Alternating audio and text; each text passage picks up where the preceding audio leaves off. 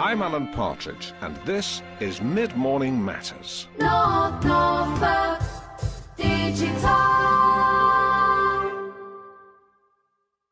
You're listening to North Norfolk Digital. It's time to... Focus on cycling. I am in the studio with Jim Jones. Hello. Now, just to clear something up, you're not the Jim Jones who led a mass suicide in the Jonestown massacre by feeding his followers poisoned broth. Of course not. Glad to hear it. Well, look, well, you'd be dead, wouldn't you? Along with your 900 followers. Do you ever have dark thoughts? No, not really. If you're tuning into us without the aid of visual internet, let me fill you in. Jim is astride a static exercise cycle. Why? Well, I'm running a campaign called On Your Bike. It's about getting young kids out and on the cycle. Can you stop cycling now? Because the noise, I didn't realise it was going to make that noise. It's a bit distracting.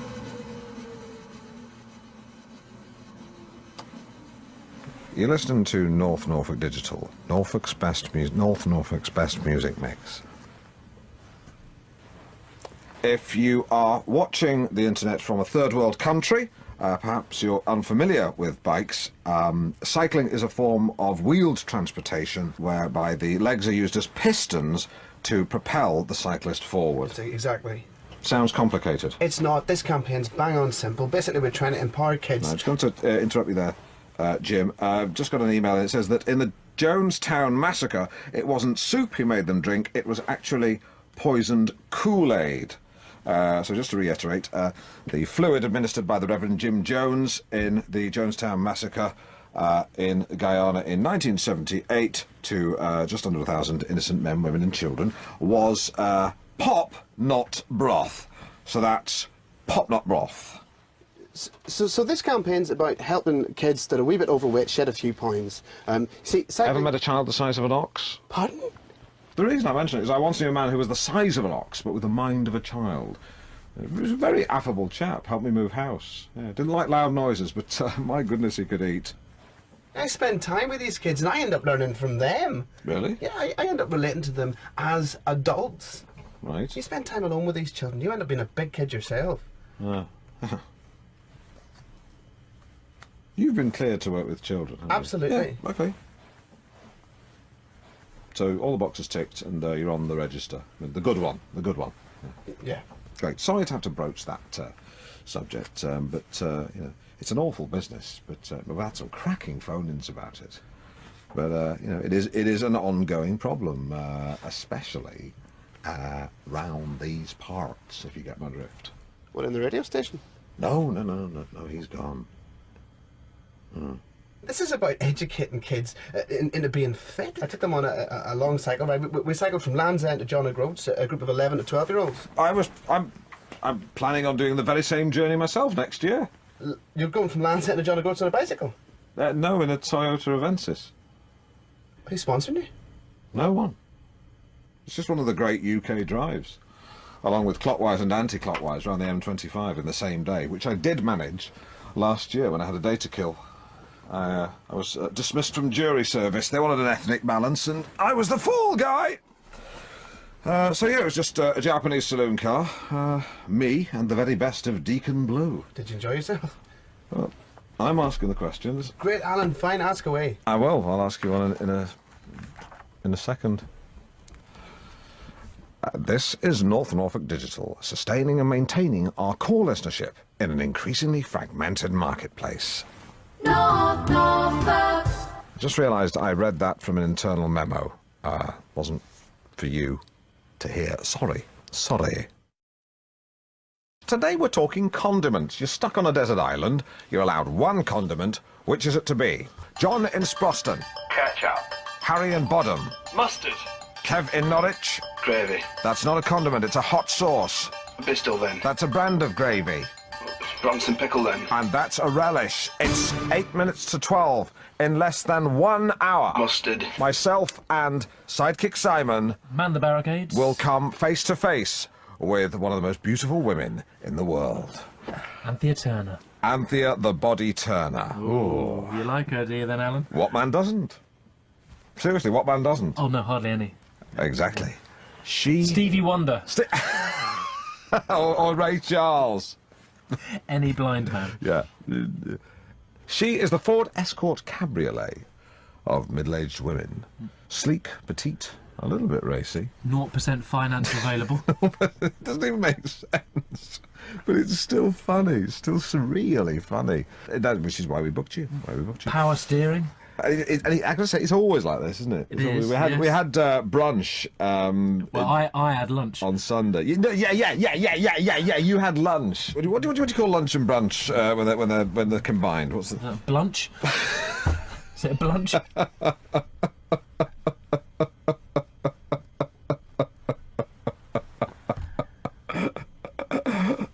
That's excellent. Really good.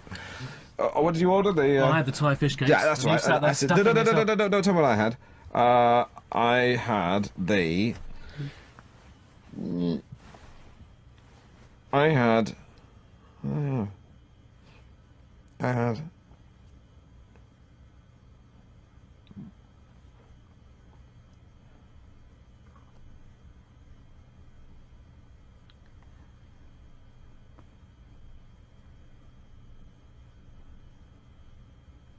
can't remember.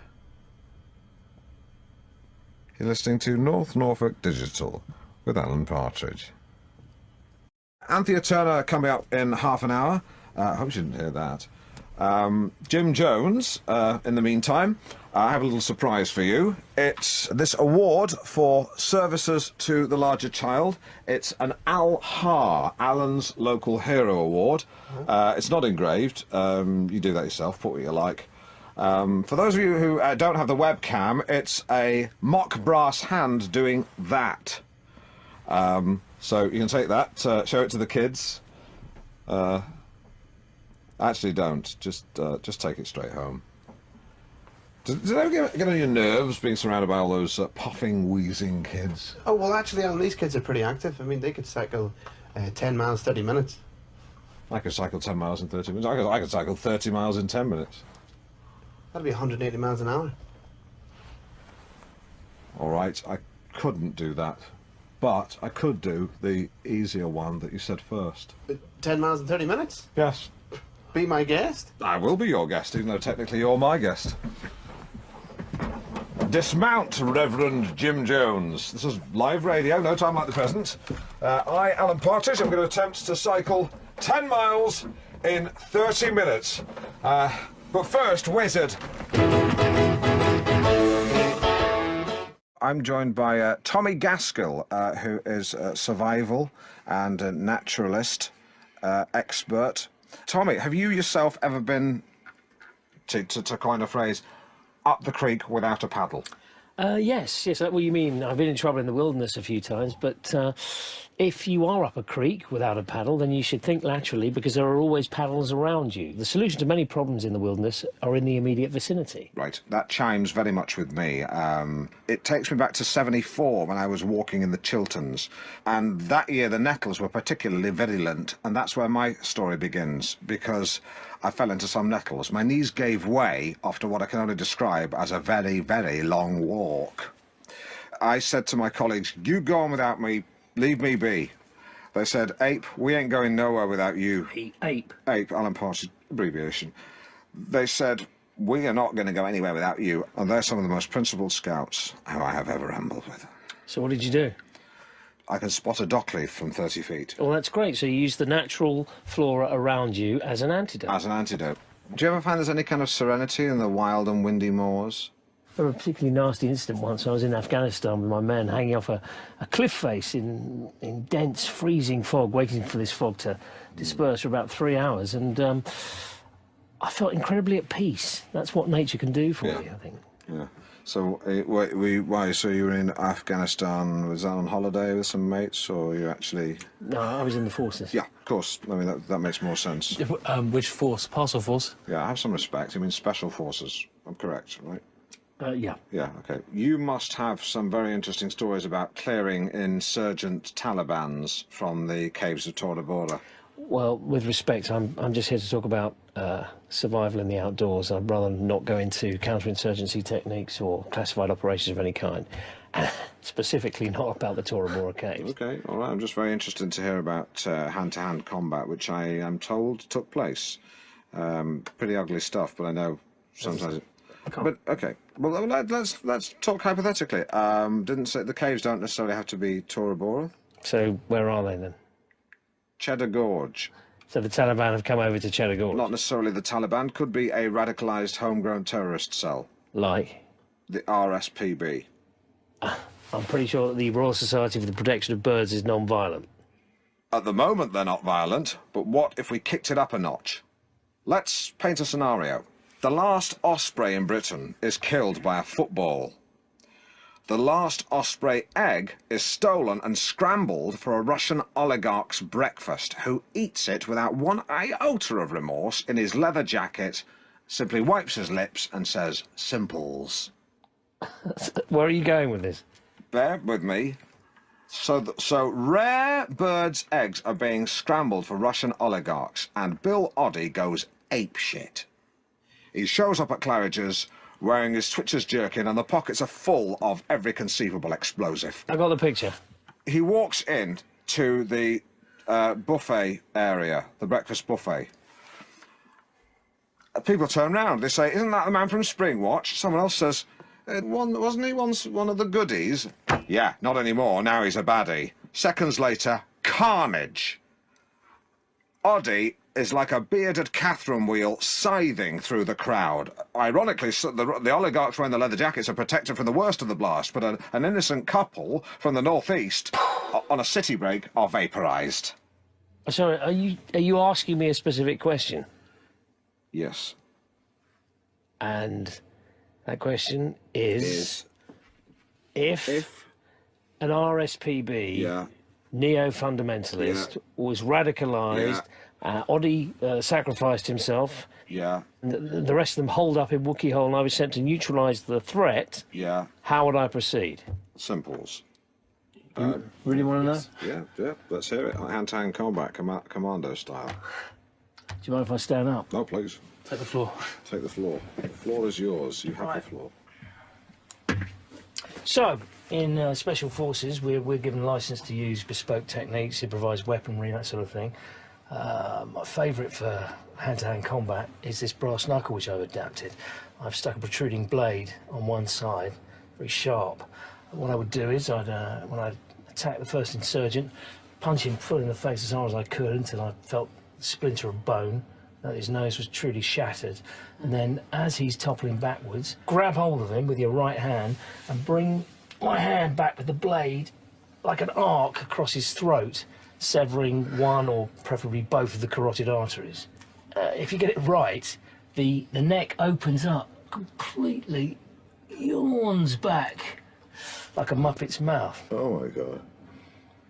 So then you let them drop, take care not to trip over them. I've seen that happen. And then you repeat and adapt, you repeat and adapt, you repeat and adapt, you repeat and adapt, you repeat and adapt, until the cave is clear. It's very bloody, but it's quick and it's quiet, and that's why I like it.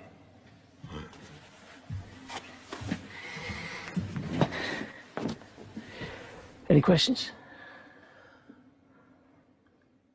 No? Yeah, which Muppet? Simon, do you think Anthea Turner cycles? I don't know. I know, but do you think she cycles? I don't know, I've never given it any Well, thought. think about it now. Do you think she cycles? Yes, I think she probably does. Yeah, I do. I think she probably rides one of those big Dutch bikes with a basket and a bell, and she'd cycle along in a flimsy cotton dress with the sun and the breeze in her hair. She'd just discard the bike by the side of the road, find a nice spot in the field, and lay down on a tartan blanket with a copy of Grazia, a thermos flask, and a big jam sandwich. Maybe a beef paste cob. Heaven. Gosh, you'd have to watch out for combine harvesters. Slice through it like a hot knife through butter. Oh, but what lovely butter. Oh, yes. Lightly salted.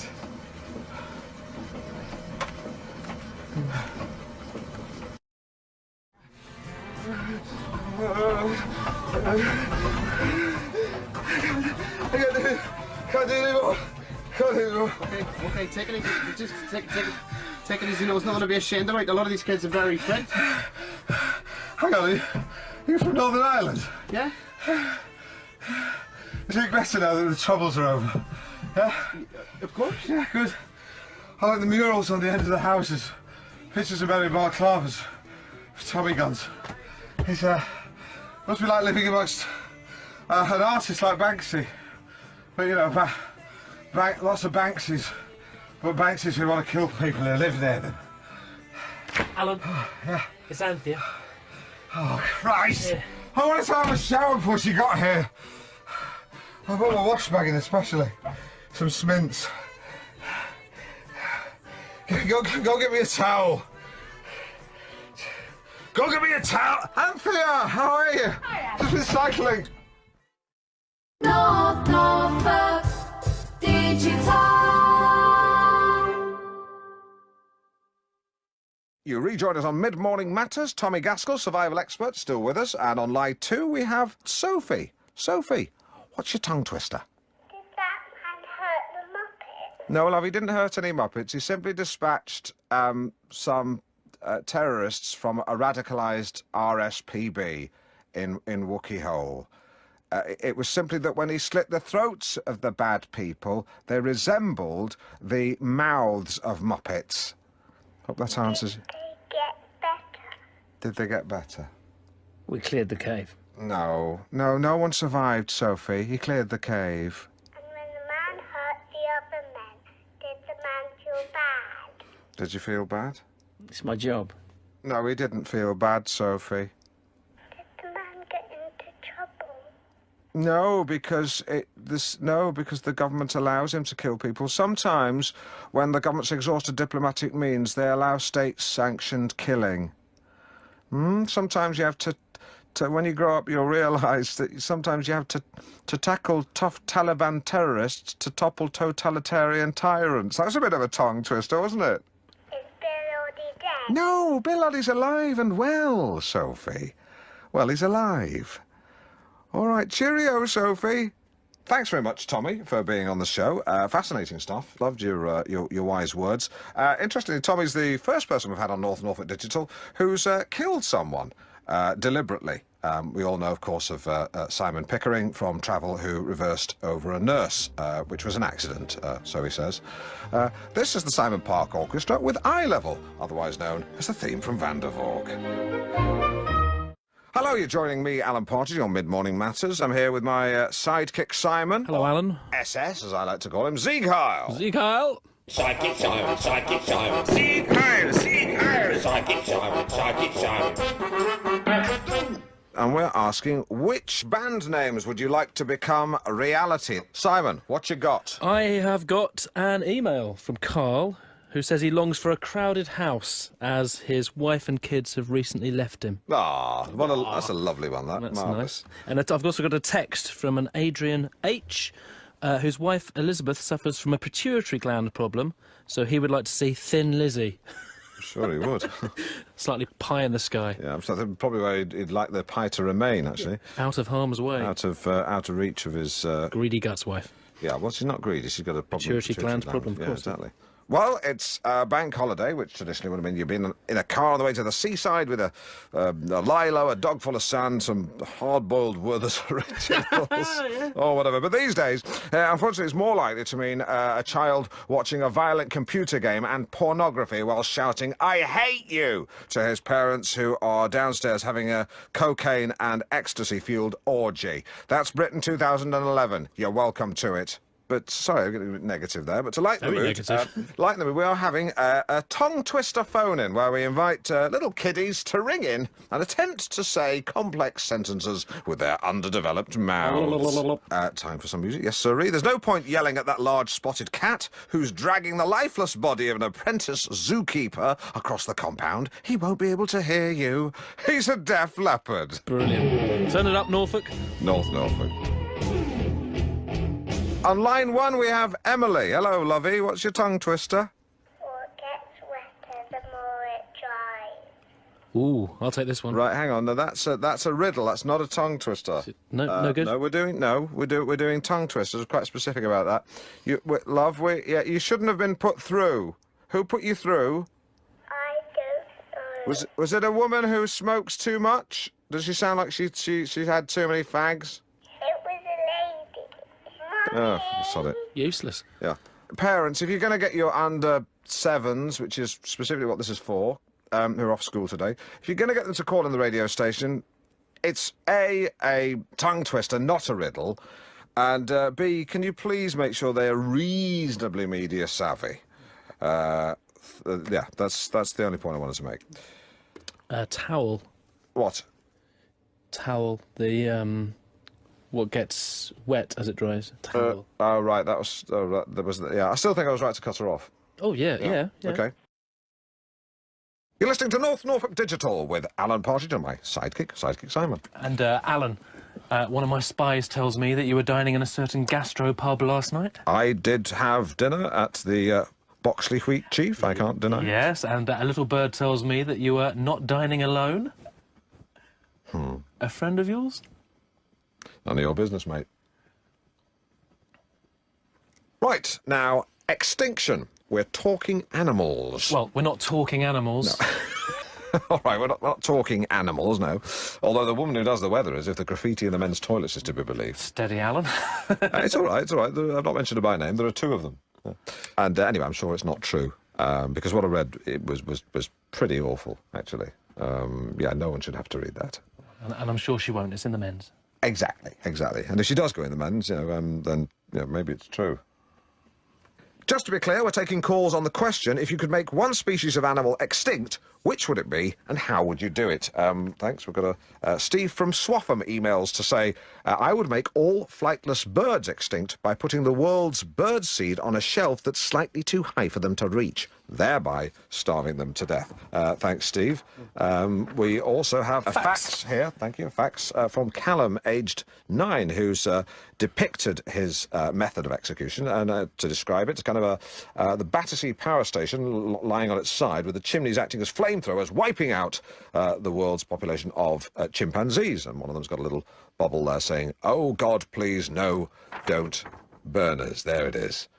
Very good, that is too. And finally, we have a text from Ted in Fakenham, which simply says, "Cats, hammers." Good. I like her face. She has a very round, cherubic face, rather like a Victorian doll that's somehow been reanimated. But no, say what you like about Billie Piper, but she is the most popular prostitute on ITV. North Norfolk Digital, North Norfolk's best music mix. You're listening to AP on Treble M, i.e. Alan Partridge on Mid-Morning Matters. This morning in...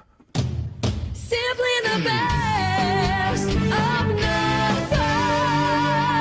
We're asking you to tell us who is simply the best person Norfolk has ever produced.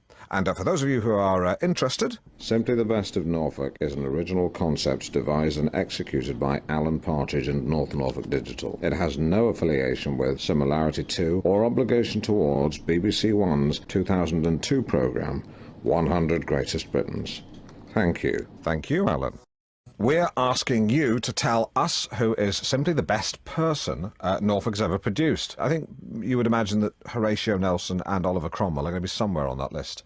A better example would be Jeremiah Coleman, founder of the Coleman's Mustard Empire. Not only was he responsible for the world's hottest yellow paste, but he also helped create the phrase, "Ooh, that's mustard," which means, ooh, that's very good. It's still favoured, although it's an olden day phrase, still favoured by men over 70 who wear blazers.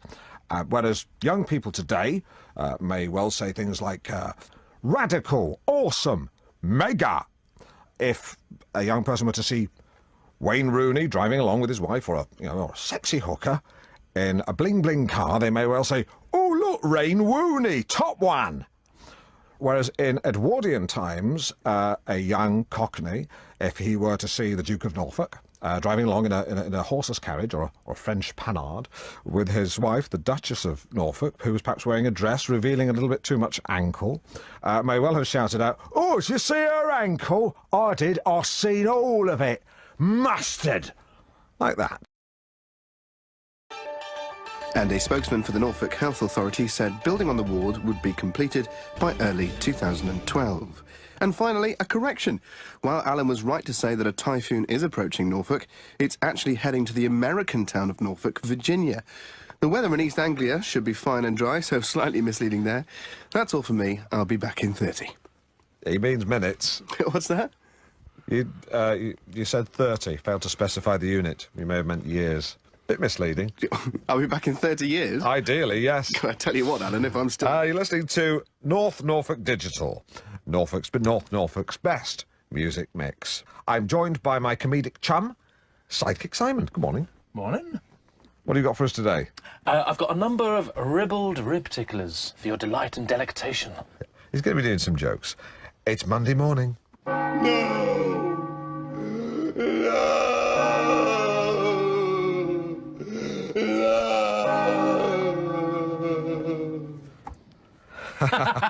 I know the feeling, I do. But cheer up, me old mate. Because today on Love Luncheon, we're going to be throwing a little bit of light on the topic of English wine. What could be better than curling up on your favourite sofa, kicking off your shoes and socks, and sharing an expensive bottle of wine with the woman in your life, or the man in your life, if you're a woman. Or the man in your life, if you're gay. Yeah, oh yeah, absolutely, absolutely, yes. I will be the first to hold my hands up and say, in the past, circa 1983, I developed a fairly robust dislike for the gay community. But that was before I met Dale Winton, and I realised I had absolutely nothing to worry about. The man was a perfect gentleman. I actually spent 3 days at the Earl's Court Boat Show with Dale Winton and Paul O'Grady and Noel Edmonds. He's not gay, but you get the picture. I say Noel Edmonds always reminds me of a garden gnome. You know, if you told me 25 years ago that I was going to be talking about rigid inflatable hulls with Dale Winton, I would probably have spat at you. Got any jokes about gays? I have got a joke about gays. Oh.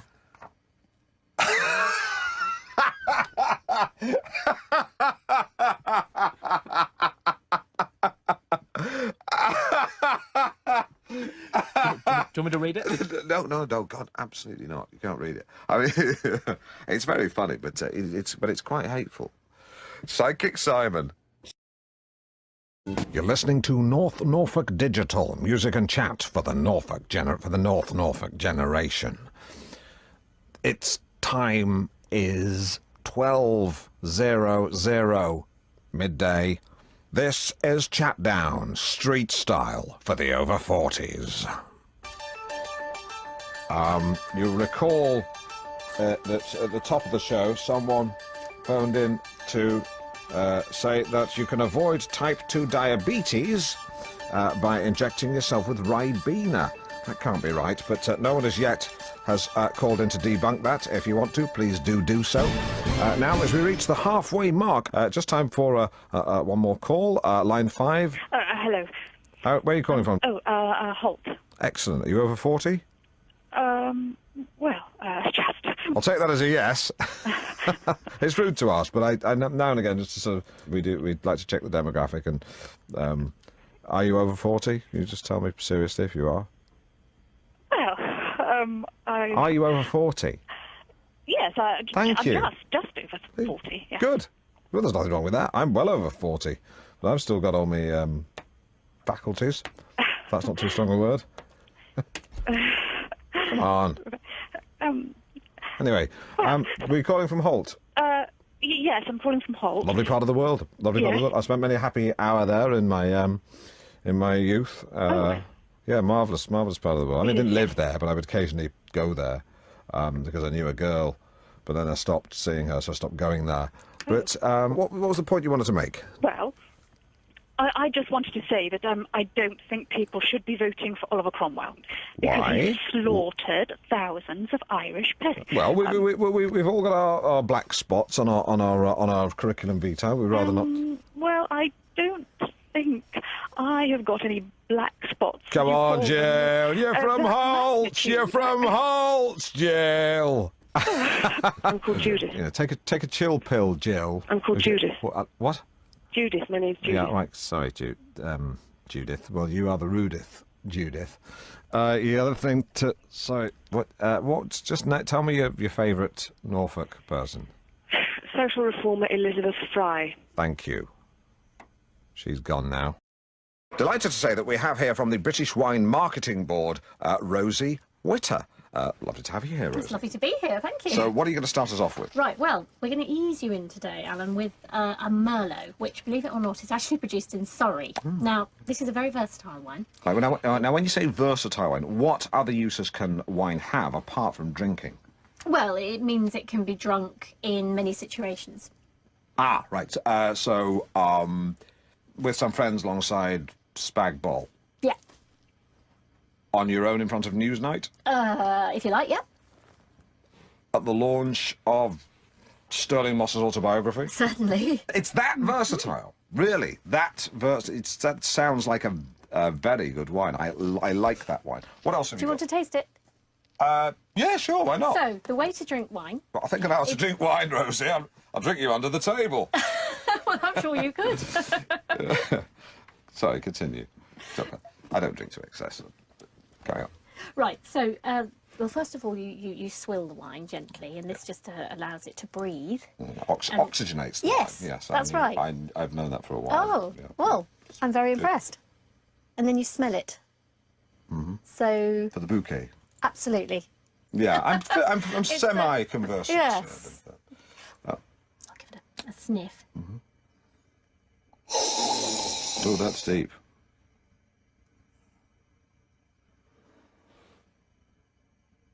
You all right?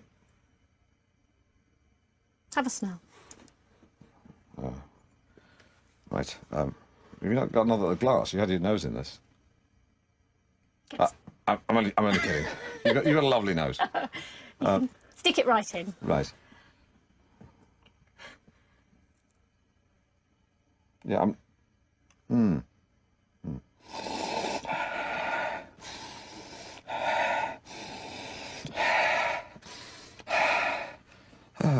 was slightly hyperventilating then. Used to lead to lead to panic attacks. Jesus, not now. Whew. What were you getting? A panic attack. Oh no, the bouquet. Well, I'm not. It's been a while since I've used, wine words. Oh well, people use all sorts of words to describe wine. I mean, vanilla, melon, straw. Surely only livestock know what straw tastes like. It's just a hint. Yeah, it's just a hint. And with red wines. Yeah, wines have hints. Yeah. Have a go, Alan. What did you get from that? Pepper. Yes. Really? Yes. Really? It is peppery. Yeah. No, that is a very peppery wine. Lots of pepper. Yeah. I didn't even have to think of it. As soon as it brought to my nose, bang, pepper. Amazing. Well, you've got a good nose. Like you. What's next?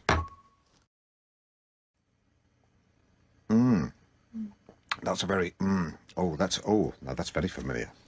Yes. Now that's. Oh, what is it? Currants. No. It's very specific. Well, it's musky, so. No. It's. No, it's.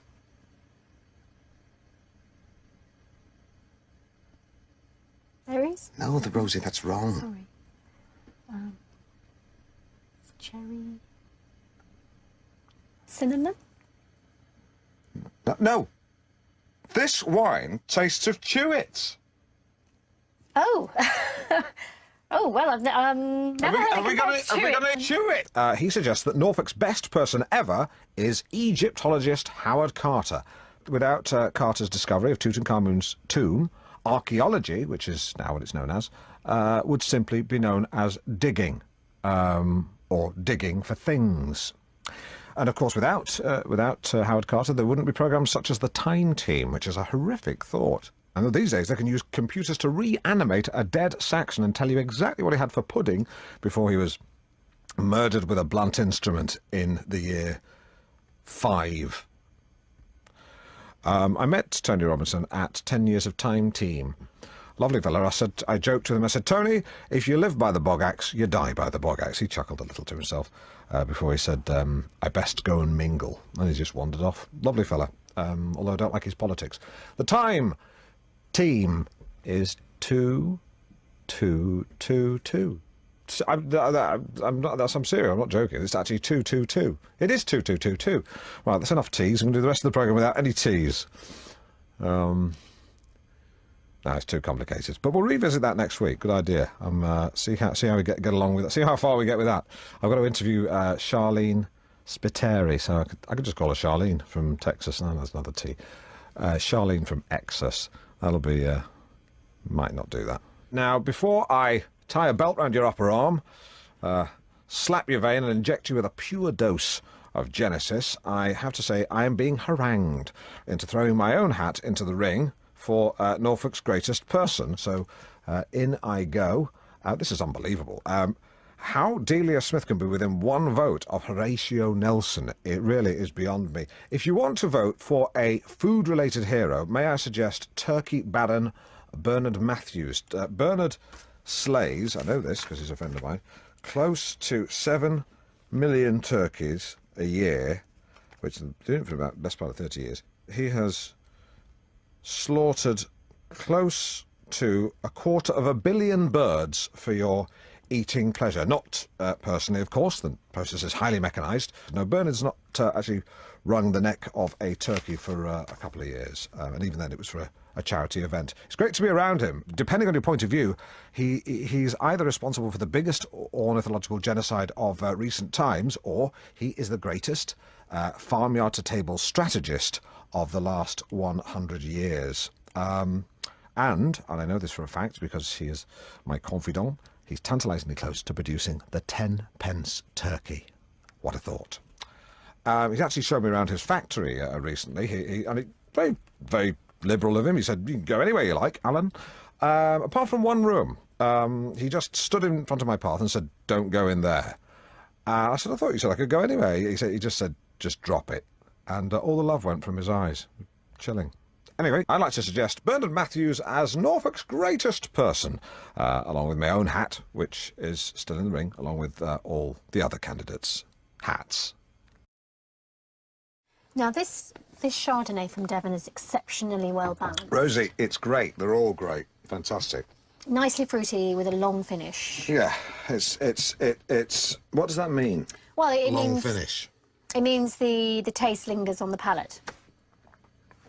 It does. It does. It lingers on the palate. Absolutely. Like a lazy forklift truck driver. He would linger on the palate. Oh yeah. Oh. Yeah. Not bad. Not bad. Keep talking. Well, so it lingers on the palate, and the taste, therefore, will. Oh, right. you all right? Yeah, that's just this thing. Oh. Here. There we go. Just. No problem. Just go on. So what were you saying? So is that taste lingering for you? Yeah. I can still taste it. Definitely. Yeah. Still there. Well, you will. You will for some time. Yeah. It's got a. Still there. Yeah. I mean, we can't wait till the flavour goes before we carry on the conversation, because it's because it's a long finish. It will be there for some time. No, it's gone. Cheers. So, cheers. Anyway, which of the wines did you like best, Alan? I'm curious to know. Which is the most? What are the prices individually? Bottle to bottle. Right. Well. This one here, this is £6. This is £8.95, and this one's quite pricey. It comes in at £12. That one is the one I think had the best flavour. Can I have it? Oh yes, of course, absolutely. I'll pay you. I'll pay you for it. Oh no. No, seriously. I'll see you. No. You're not leaving this studio, so there's a favour. You're not leaving this studio till you've got the full cost of that wine. No, that's more than the right. That's more than the right amount. You can keep the rest. I don't mind. This is the Commodores with 3 Times a Lady. That was very good, thank you. Good. That was just good radio. Good. Yeah, simple as that. Middle of the day? You bet. Middle-aged? Maybe. Middle of the road? No way. Let's wrap this up. I think it's run its course. We'll look at the results for Norfolk's greatest person. My hat's in the ring. Actually, I'm going to take my hat out.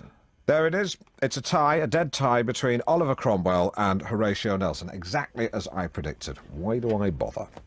That's rhetorical, by the way. Please don't text in. I know why I bother. But I'm not prepared to go into that now, because right now it's time for Surname Mastermind. Hello, Chris, on line 1. Are you there? I'm there, yes, I'm here. Chris, are you ready to play Surname Mastermind? Yeah, yeah. OK, here we go. Cheryl, Ashley. Cole. Correct. Simon, Yasmin. LeBron. Correct. Michael, Shakira. Kane. Correct. Rod, Alana. Hull. No, Stuart. Dave and Samantha. Cameron. Yeah, that's right. You're listening to AP with MMM on NND. That's Alan Partridge. Mid-morning matters on North Norfolk Digital. Please keep the messages coming in for King and Carr. Especially want to hear from you if you're on Twitter. Please message me at Alan Gordon Partridge. Alan, just thinking, Twitter is the ideal medium for you, isn't it? How so? Well, your name's Partridge, and a partridge is a bird, and birds Twitter. You are... No way. You're bang wrong. Not a partridge. A partridge emits a combination of a trill and a pained cry. It's sort of a... I think I used to be able to do this.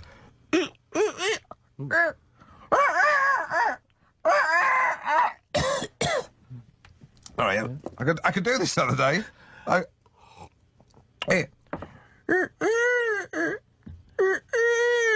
It's got a sort of sad quality. There's a certain sort of haunting. Yeah.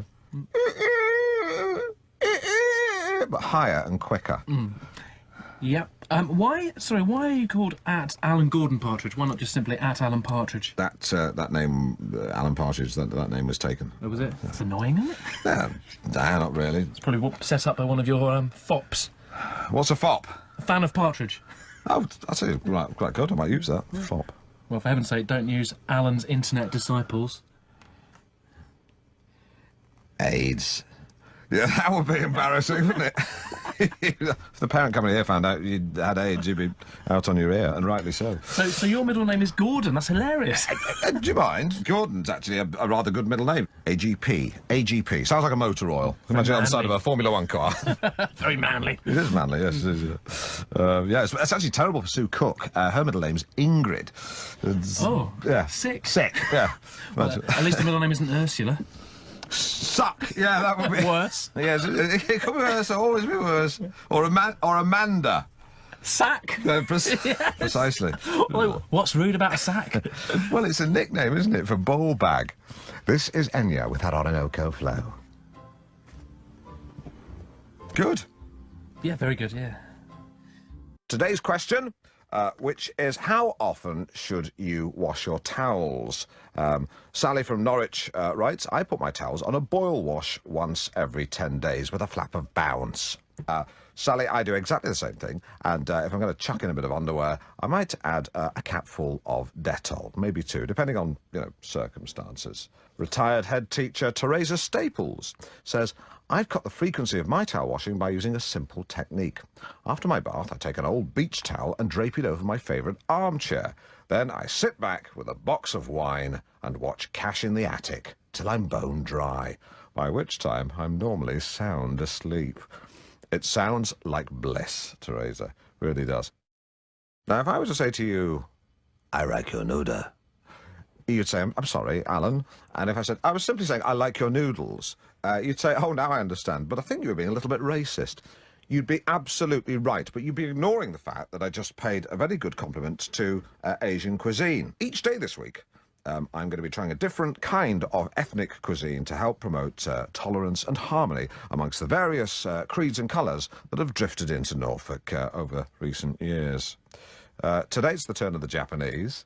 Years ago, my granddad John used to sit me on his knee and he'd say, Alan, I hate the Japanese and I hate Japanese food. But if Grandad John was alive today and I was able to feed him some of the sushi rolls lovingly prepared by my good friend Ando at Miso Tasty, I think all the anger that he harboured at having been tortured within an inch of his life at a Japanese prisoner of war camp would instantly fade away, especially if he tried it with Ando's delightful wasabi sauce.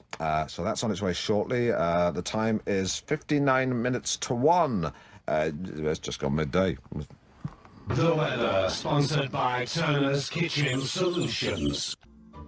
You're listening to Alan Partridge. A quick look at the results of our online poll. In fourth, it's Maris.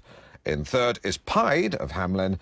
Second, it's Billy. But your favourite piper, it seems, is Bag. I'm surprised. I thought it would be a slam dunk for Billy in the Piper poll. Let's have a look at this article in this morning's paper. It's from Dr. Marion Pruton. Now, she urges men to talk more about bowel cancer. Bowels shouldn't be taboo, she says. Men shouldn't be embarrassed to discuss the dangers. I quite agree. I'm very open about it. I'm very candid, very happy to say that I try to maintain a healthy anus. And, you know, I'm largely successful. There's the odd mishap, but law of averages, you're not going to get it right every time. Now it's time to step back into the past and ask, if historical monarchs could drive a modern car, which one would they choose? Gerald in Bury St Edmunds, hello. Hello, Alan. What have you got for us? Alfred the Great and a Mitsubishi Shogun. Bullseye. Mary on line 2, what's your king and car? Well, he's not strictly a king, but I was thinking Oliver Cromwell would drive a Lexus. No. Oh, well, maybe a VW Phaeton then. Oliver Cromwell? Yeah. I'm not sure you got the hang of this, Mary. Oh, sorry, Alan. That's all right. Why don't you hang up, have a little think and call back later? Yes. It would mean I'll have to pay for another call. That's fine. I've got to say, it makes me laugh when I hear people say VW. It's actually quicker to say Volkswagen. I mean, if I had £1 for every time I heard someone use an acronym that actually extended the syllable count, I'd be a millionaire. Millionaire. Yeah, no, millionaire. We've got John on line 2. Hello, John. Hello, Alan. Where are you calling from? Home. OK, what have you got for us? Well, I'd like to stick with Cromwell, please. I think he would drive a Golf 1.6 turbo diesel. Better. Much better. Being a Puritan, he'd appreciate the economy, but also the build quality, and would go for the standard interior, because he wasn't at all flashy. I'm liking this, John. I'm liking this a lot.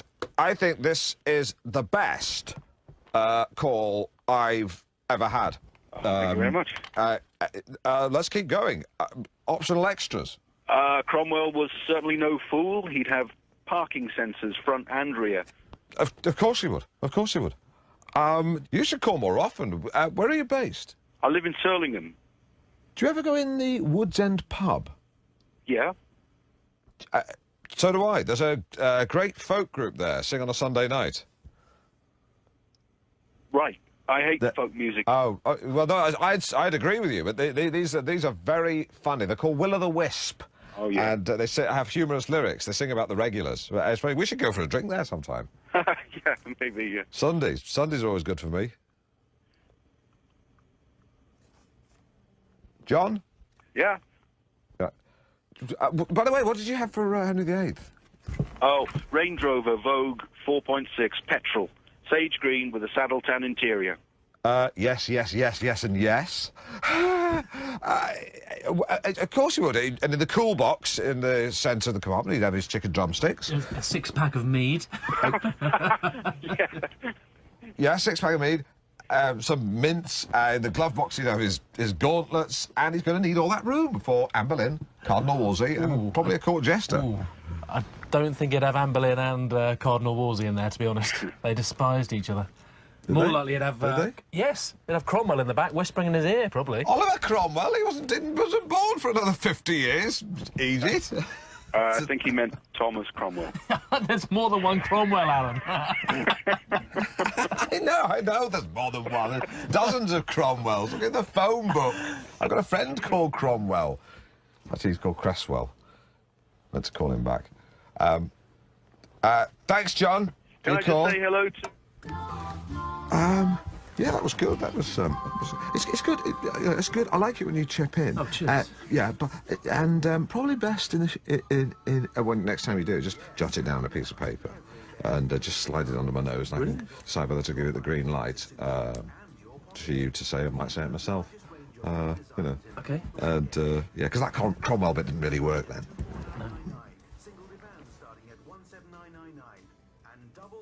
Sorry, Alan.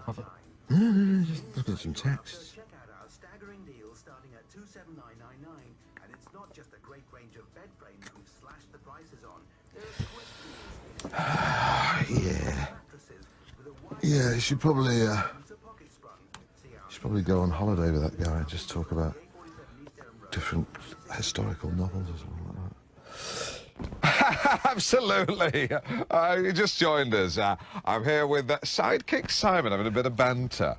There we go. Sidekick Simon, Sidekick Simon. Sidekick Simon, Sidekick Simon. Yesterday's quick-fire phone-in only yielded 3 calls. My mistake. I think panel beating was too narrow a topic. So today we're going to open it out with the question, what is the best thing? What's the best thing of all? So far we've got Sky Plus, a cup of Brazil nuts, that was amusing, livestock, valid, and wet wipes. That was a fascinating call from an elderly lady in Hempton. Let's have some more. Line 2. The first smile of a newborn. Ah, who could not like that? Who could not like that, though? Herod. Yes, Herod. That's right. He was a baby killer. He enjoyed... Yes, he killed lots of babies. He did. We don't like him. Line 6, Stuart. It's sliced bread. What about sliced bread? Sliced bread, it's the best thing, isn't it? 'Cause that's what people say. They say, it's the best thing. Yeah, but sliced bread is. well, that's a phrase, but it's not actually the best thing, is it? Can I have a T-shirt? No, of course you can't. That's just a turn of phrase. Yeah, but it's the best thing, isn't it? Because it's what people say. They say the best thing I know. is sliced bread. I know they say that. I'm familiar with the phrase, but it's just a turn. It's not literally true. Then why do people say it? Of course Because it's true. it's not. Sliced bread is the best thing. It's the best thing. It's Stop. sliced bread. If you keep saying it, Stuart, it's not going to make it any more We all true. know the phrase, mate. We all know the phrase. It's just an idiom. You're an idiot. No, an idiom, not an idiot. You're an idiot. No. You're an idiot for not knowing what idiom is. It's clearly confused you because you think I just substituted the T with an M. You stupid gim. Or you momal mwam. What you got? Maybe that. You're a compleem cunm. Well, I think you're a prick. Right, get rid of him. Sorry about that. I should have knocked him off more quickly. I wasn't quick enough. I And a apologise. dick. Shit. Right. Right, well, he's gone now, but I'll continue to speak my mind about him. Stuart, I've got to say, I think the Clifton Suspension Bridge was built for people like you. The fact that you can drive cars across it is a bonus, so do the decent thing. And leave the keys in your car so someone can shift it afterwards. And please don't call in saying I'm encouraging people to kill themselves. Again? Yeah. I'm suggesting that one person throw himself off Clifton Suspension Bridge because he is, and hopefully soon to be was, a very unpleasant individual. A bit like Jamiroquai. North Norfolk Digital. It's Norfolk, it's digital, it's North Norfolk Digital. It's time for Sad Story. This is where I read a moving, real-life story submitted by one of our listeners. Today's is from Lee Tibbs in Attleborough. My story begins late last spring. It was a fine morning, so I decided to go out for a jog in my shorts. I headed to the local park, and it was there, to my surprise, that I bumped into my old history teacher walking his dog. He remarked on how well I looked, and I returned the compliment. No, I'm not reading this. No. Absolutely not. Yeah, that's why he's wearing shorts. I should have seen that. It's all right, we have others. Today's sad story is from Deirdre Thomas from Dibbs Lane in Holt. Dear Alan, I want to be as honest as I can with you, so I hope you'll understand that I'd rather remain anonymous. Absolutely. My story begins in the mid-80s when I met Gareth. The truth is, he kind of swept me off my feet. He was tall, dashing, and had kind eyes like a cow. Really? Yeah, I suppose they do. Oh. Gareth knew I'd just come out of a serious relationship and wasn't ready to commit. But he called me the day before he went on a group camping trip and said someone had dropped out and would I like to join them. I'm just going to jump off the sad story because my sushi has arrived being brandished by someone I can only describe as some sort of food stig. In the meantime, here's the Vapors with I'm Turning Japanese. That's today's paper, then. So, let's see, you ordered California rolls, Kitsu curry, and I listened to Orbital Digital. I listen to Orbital Digital. What was that? I listen to Orbital Digital.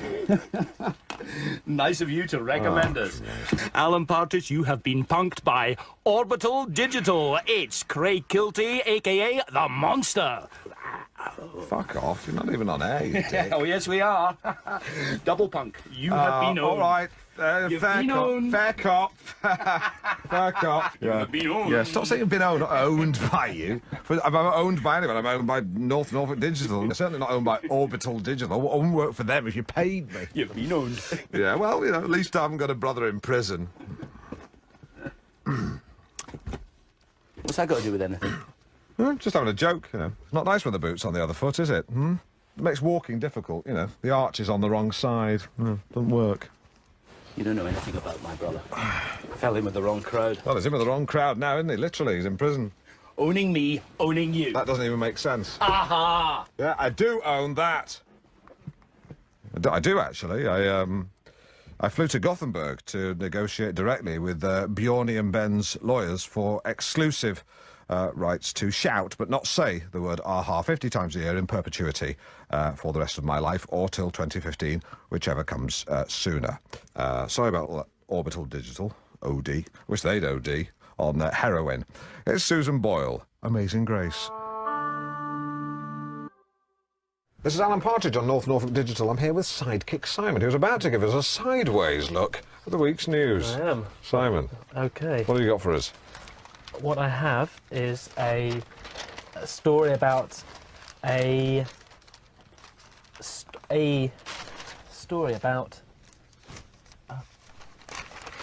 postman. You should turn the corners down on the... I did. Well, I found it and turned the corner down, and then what's happened is it must have come back up. Sorry. Okay. Sorry, You're listening to Sidekick Simon. Sidekick Simon, Sidekick Simon. Sidekick Simon, Sidekick Simon. Yeah, I know find it. You've got to find it quickly. It's on the left. You've got to find it quickly. It's on the left. Okay, well, this is not the one, but a beach litter pick is being held at Cromer. No. Got it. Okay, so sorry, we're in business. There we go. A postman was expected to return to his family home on Friday evening at Ale Merton, but did not arrive and was reported missing that night. Now, my thing is that maybe he will arrive, but at the wrong address. In about 3 weeks down the line, he'll arrive back, but at the wrong address. Yeah, but his body was found in a canal this morning. That's the thing. So it sort of works. Yeah. Well, it's the wrong address, isn't it? Is it? Yes, massively. It's in the canal. OK, right. It's just time for news. The headlines on the hour. The body of a postman reported missing on Friday. Now it's time to return to Alan's sad stories.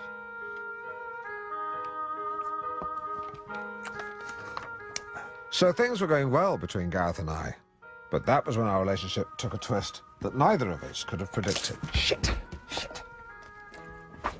Shit, she writes, because Gareth died. But I married his twin brother, because he had a twin brother. who was identical. He had eyes like a cow too. So everything was back to normal again. Until one day I discovered Gareth's brother in a compromising position with a box of Quality Street. He'd eaten 3 or 4 in sudden succession and completely ruined his appetite for the chicken dinner I'd so lovingly prepared. I was totally crushed. It was then I realised that Gareth's brother had a chalk problem. Nothing would get in the way of his addiction.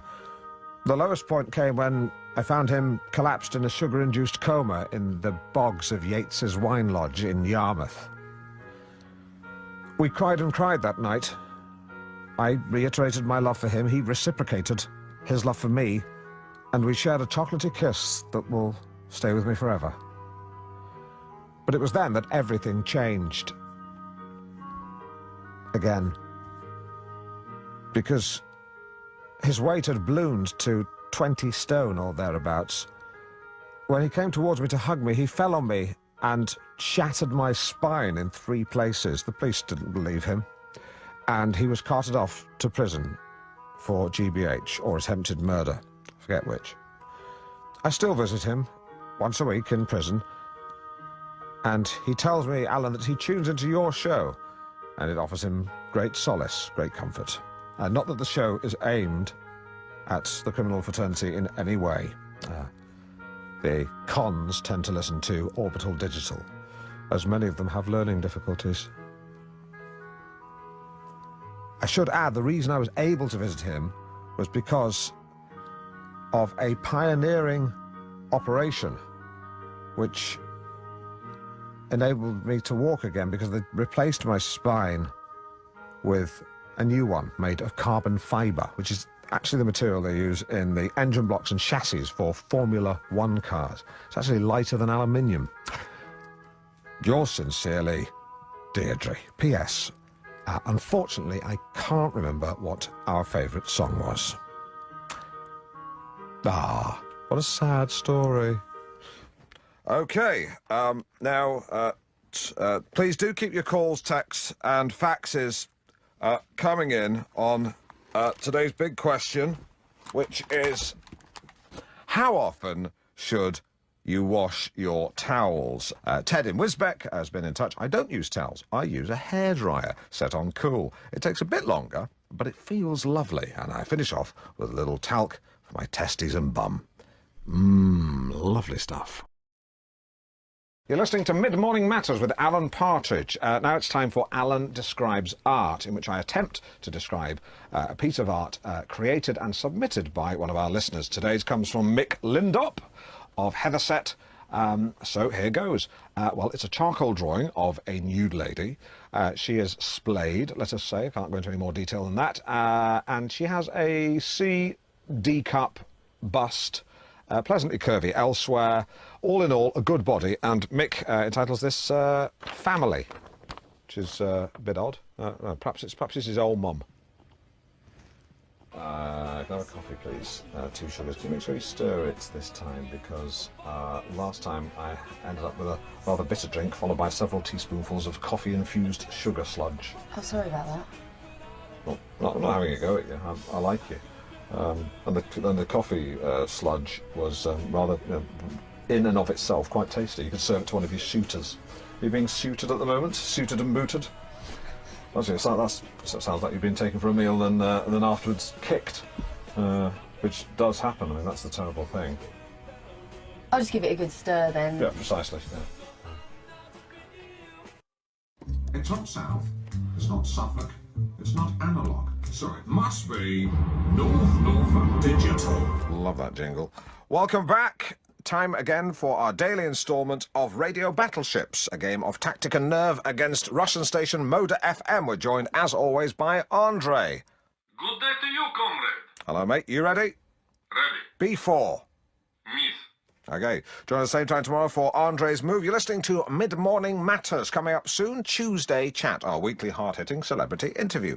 But first, let's go back to what is Alan firing his friend's air rifle into?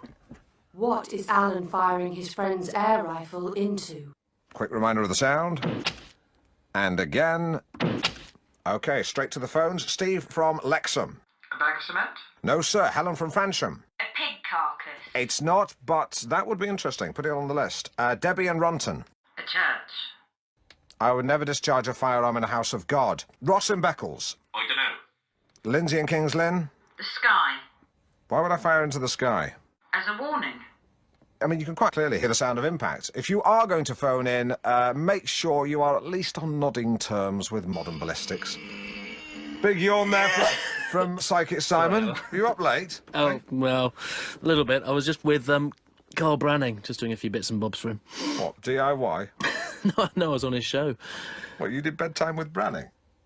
Yeah, just a few little stupid sketchy bits, but you don't mind, do you? What, do I mind if a lab technician I met in a pub who's doing a trial period on my show appears on another show? No. I'm gonna grab a coffee. Today's phone-in subject is how many disabled parking bays are too many disabled parking bays. Please keep your texts coming in on that. Who grabs a coffee? Unbelievable. He thinks he's a doctor on ER. I'll tell you how I met this chap. I had a god-awful day last Tuesday. I was having lunch with an entrepreneur from Nottingham. Let's call him Brian, not his real name. His real name's Keith. I suggested that we partake of some flagons of foaming ale and quaff merrily, whereupon we alighted at the... I'm going to stop being a presenter from the past now. We went in and we decided to quaff... So I'm doing it again. We went in a pub and had a pint of bitter. We had 2 pints of bitter.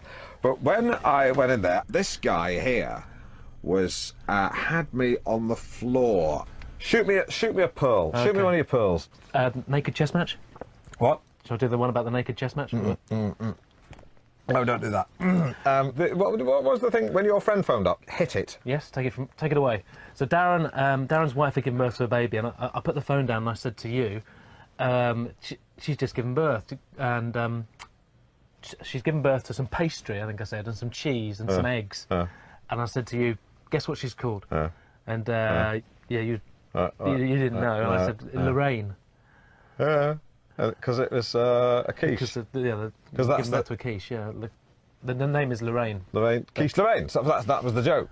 And I said, "Oh, imagine the midwife taking all this pastry and hot ham and cheese and pastry out from the crevice of a woman." Yeah. Do you write sketches? No. Okay. We'll let's have a bit of Duran Duran after that, and listen to the dulcet tones of Simon Le Bon, which is actually French for Simon the Good. So you're very well prepared with all your papers and notes, Simon. Now it's time for Who Does Alan Think Alan Is?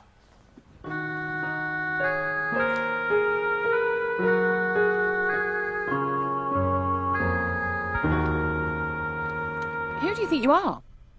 Just to explain, the sense of that line was not properly explained to the voiceover artist before she went into the booth. By the time I found out, she was already in a cab. Complete waste of 30 quid. She sounds like she's been touched on a bus. My main guest today is one of the genealogists from BBC One's Who Do You Think You Are? Please welcome Henry Spring. Hello. Our journey begins with your great-grandmother, Annie Partridge. Do you remember her? I do, Granny Annie. She died when I was a toddler. She used to make me chucky egg. Egg and butter chopped up in a bowl. You can add that to your files. Send it to the boys at WDYTYAHQ. Who do you think you are, headquarters? Oh. Well, like many women of her time, she was a stay-at-home mum, wasn't she? She was unemployed, yes. But what you might not know is that if we delve one generation further back, we find she had an aunt who lived quite near here, so that would have been your great-great-aunt. It's fascinating. Please tell me more. She lived in a semi-detached house in Sheringham at the very end of the 19th century. That must have been one of the first semi-detached houses in Norfolk. Not in Norfolk, but it may have been one of the first in Sheringham. But that's still fascinating. I sent a shiver down your spine. Do you want me to get you a... Rest in peace. Great aunt. What's her name? We don't know. We just have the initial E.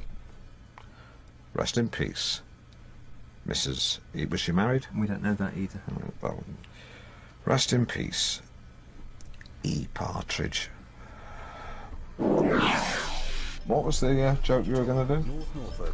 I was just going to say, shall I go and get you a hot water bottle when you said you had a children in your spine? Oh, yeah. No, that's good, yeah. I think I was right to stop you there. Oh, yeah. Henry, I'm right, am I not, that my distant relative was involved in perhaps one of the most important pieces of town planning that Norwich has ever seen? Well, he worked in the office of town planner. Changing what was Deering Square into what is now Deering Lane. They effectively made it a thoroughfare, yes. I mean, it's amazing. I mean, the number of times I've parked on that road. Never knew. I mean, I know it's loading only, but you park there after 6, they never get you. Right. I almost feel like crying. Certainly made getting into the centre of town that bit more straightforward. And the rest. If it weren't for Deering Lane, you'd have to come in on the ring road. I mean, it's just amazing that an ancestor man had to wrestle with that awful decision. I mean, on the one hand, you know, the square gave people somewhere to sit, a respite from the frenetic pace of life in Norwich. And yet on the other, I mean, direct access to Hobbs Road must have been like the promised land to civil engineers, cutting journey times from the east half of the city in half. It was caught between a rock and a hard place. It must have been ruddy hard. I sent a shiver down my spine. Another one. That's the second one in half an hour. I almost feel like I should get a hot water bottle to reheat my spine. Now, a little genealogical bird tells me that there's a bit of a dark horse in the Partridge clan, bit of a loose cannon. Yes. His name is Edmund... A black sheep, that's the third one. Edmund Partridge. He was around until the late 1880s, had a spell in prison. Did he now? For debt, and then he moved to France, Paris, where he died. Yeah, he sounds like a right rumman. And what sort of roguery befell him? Was it a brawl in a brasserie? How did he meet his maker? What was the cause of death? Well, the coroner's report says the cause of death was syphilis. Right. You can make eye contact with me when you say that, you know. I haven't got syphilis. Sorry. You're looking away like that, like it's, you know. This has nothing to do with it. You should be careful banding around causes of death willy-nilly. Well, the coroner's report does state it, so we can be pretty sure.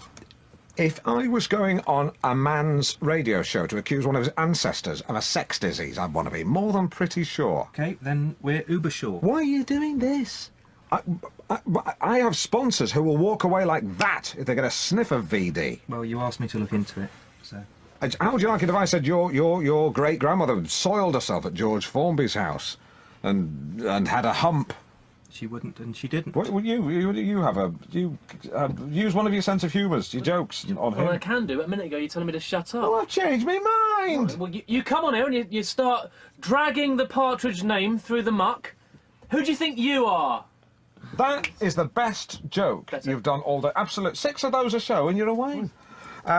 Keep your clubs away from his young. It's Seal. North Norfolk Digital. Time now to reveal Tuesday Chat's interviewee. It's a man who perhaps I know better than anyone else. Are you interviewing yourself? My guest is Alan Partridge in his first ever broadcast interview, much like Frost Nixon, but... this time Partridge. Why do you keep finishing my sentences? You know, you might feel good about yourself because you guessed something, but it doesn't do anything to improve actually... the show, yeah. Exactly, you're doing it again. You know, you just... making it worse. The interview is Partridge/Partridge. It's me talking to myself. Sounds worrying. Not like the man in the park who stands by the pond. Yeah, it's quite sad, actually. He used to run the cycle shop before it went bust. Now he seeks solace in cider and swans. Better than seeking solace in cider swan. Yeah, although I think even that's only a matter of time. Yeah. So that's Partridge on Partridge in half an hour. Now, though, a song from Michael Jackson in happier times before his mauling from Martin Bashir that led ultimately and directly to his death. And to Diana's. La la la la la la la la la la la. So what's Carl Branning like then? Oh yeah, yeah, he's all right. Nice. Yeah. He does a brilliant bit where. La la la la la la la la la la la la. See, they've opened up the Norfolk Broads to wheelchair users. Have they? Unbelievable. Good or bad? You tell me. You tell me.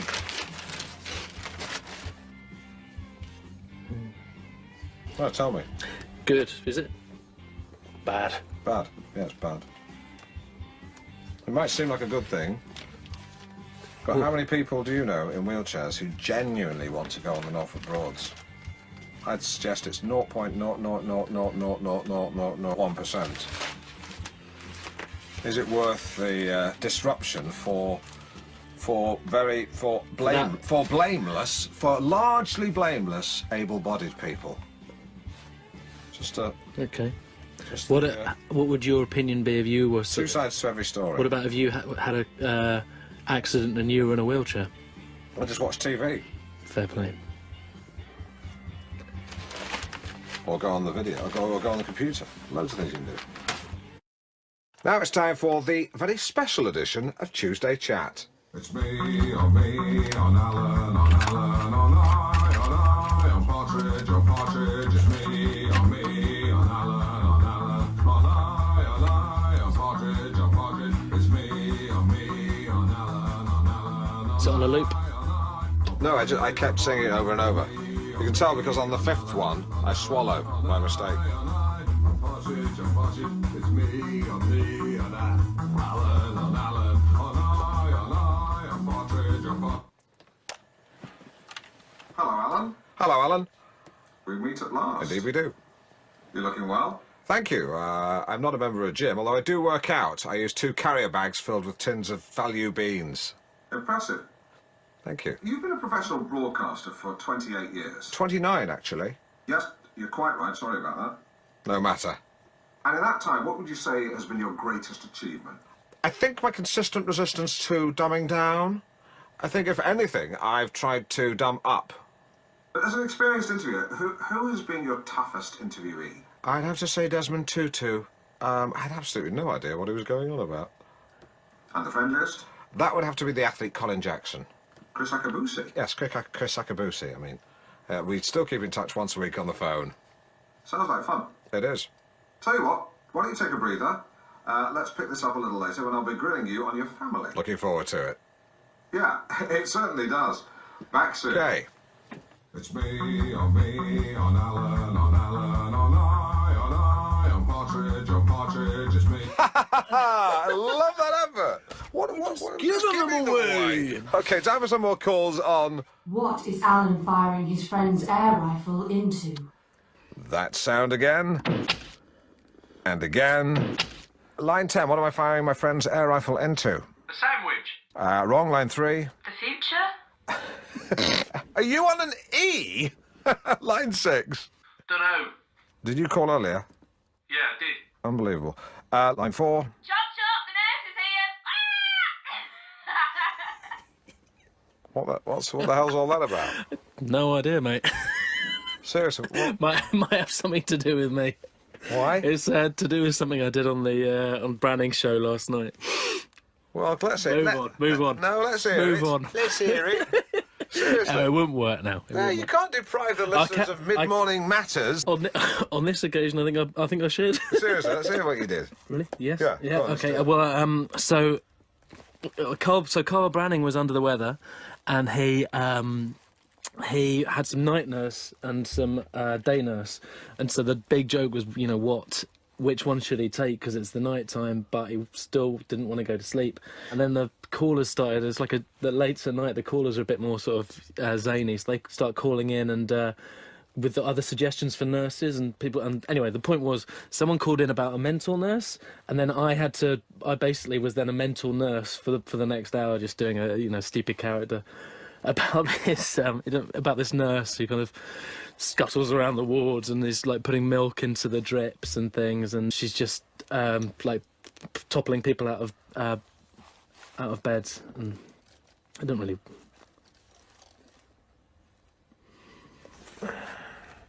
Psychic Simon, Psychic Simon. Oh, don't worry about it. What's it? Wait a minute. Have you seen Duck Soup and Larkspur? Oh, yeah. You'd love that. You'd love it. Okay, time for traffic and travel. Traffic and travel. Morning, Alan. Oh, Oh, gosh. You're right. it's okay, keep your input. Yes, Go you- past. It's fine. Fine. Okay. Yep. Want me to help you? No, it's fine. Fine. James, It's do you want fine. to... It's fine. It's You're okay. fine. You're okay. Good. Chair. Nerves. Yeah, no, nervous. Are these all yours? Yeah, mugs, they're coffee mugs. I came in early, so at 4 o'clock because I wanted to be Oh, really? absolutely on the Well on done. the balls. On the balls. Are you nervous? Oh, God, no, I've been doing it too long. Yeah. Yeah, you have, haven't you? I mean, but then where would you go? I mean, there's... Like the BBC won't let you pass the door if you're over 30. No, that's true. Unless you've got a mop and a bucket, you know, and you're from somewhere and you're not British. Yeah. I suppose there's always songs of praise, isn't there? Songs of praise for you guys. No, well, no, because that's now presented by young gay men, isn't it? So. Well, there you go. I mean, ironic, really. There was a day when they would have been chased out of church with a big stick. Right, here we go. And then burnt. So a bit of banter. Okay. Just keep it light. Yeah. Okay. Okay. Off we go. Right. Norfolk Today with Eddie Shepherd and Terry Cohen. This is North Norfolk Today. In case you're wondering if Eddie Shepherd has had his adenoids removed or has finally cut down on the fags, neither is true. You're listening to Alan Partridge. Eddie's adenoids continue to block the vast majority of his nasal passages, and he continues to smoke like a gangster in a 1940s film, who even the other gangsters think, smokes to excess, and tell him so. And Alan's in for Eddie all week. It's great to have you with us, Alan. Pleasure to be here. Very welcome. Thank you. And thank you. I'm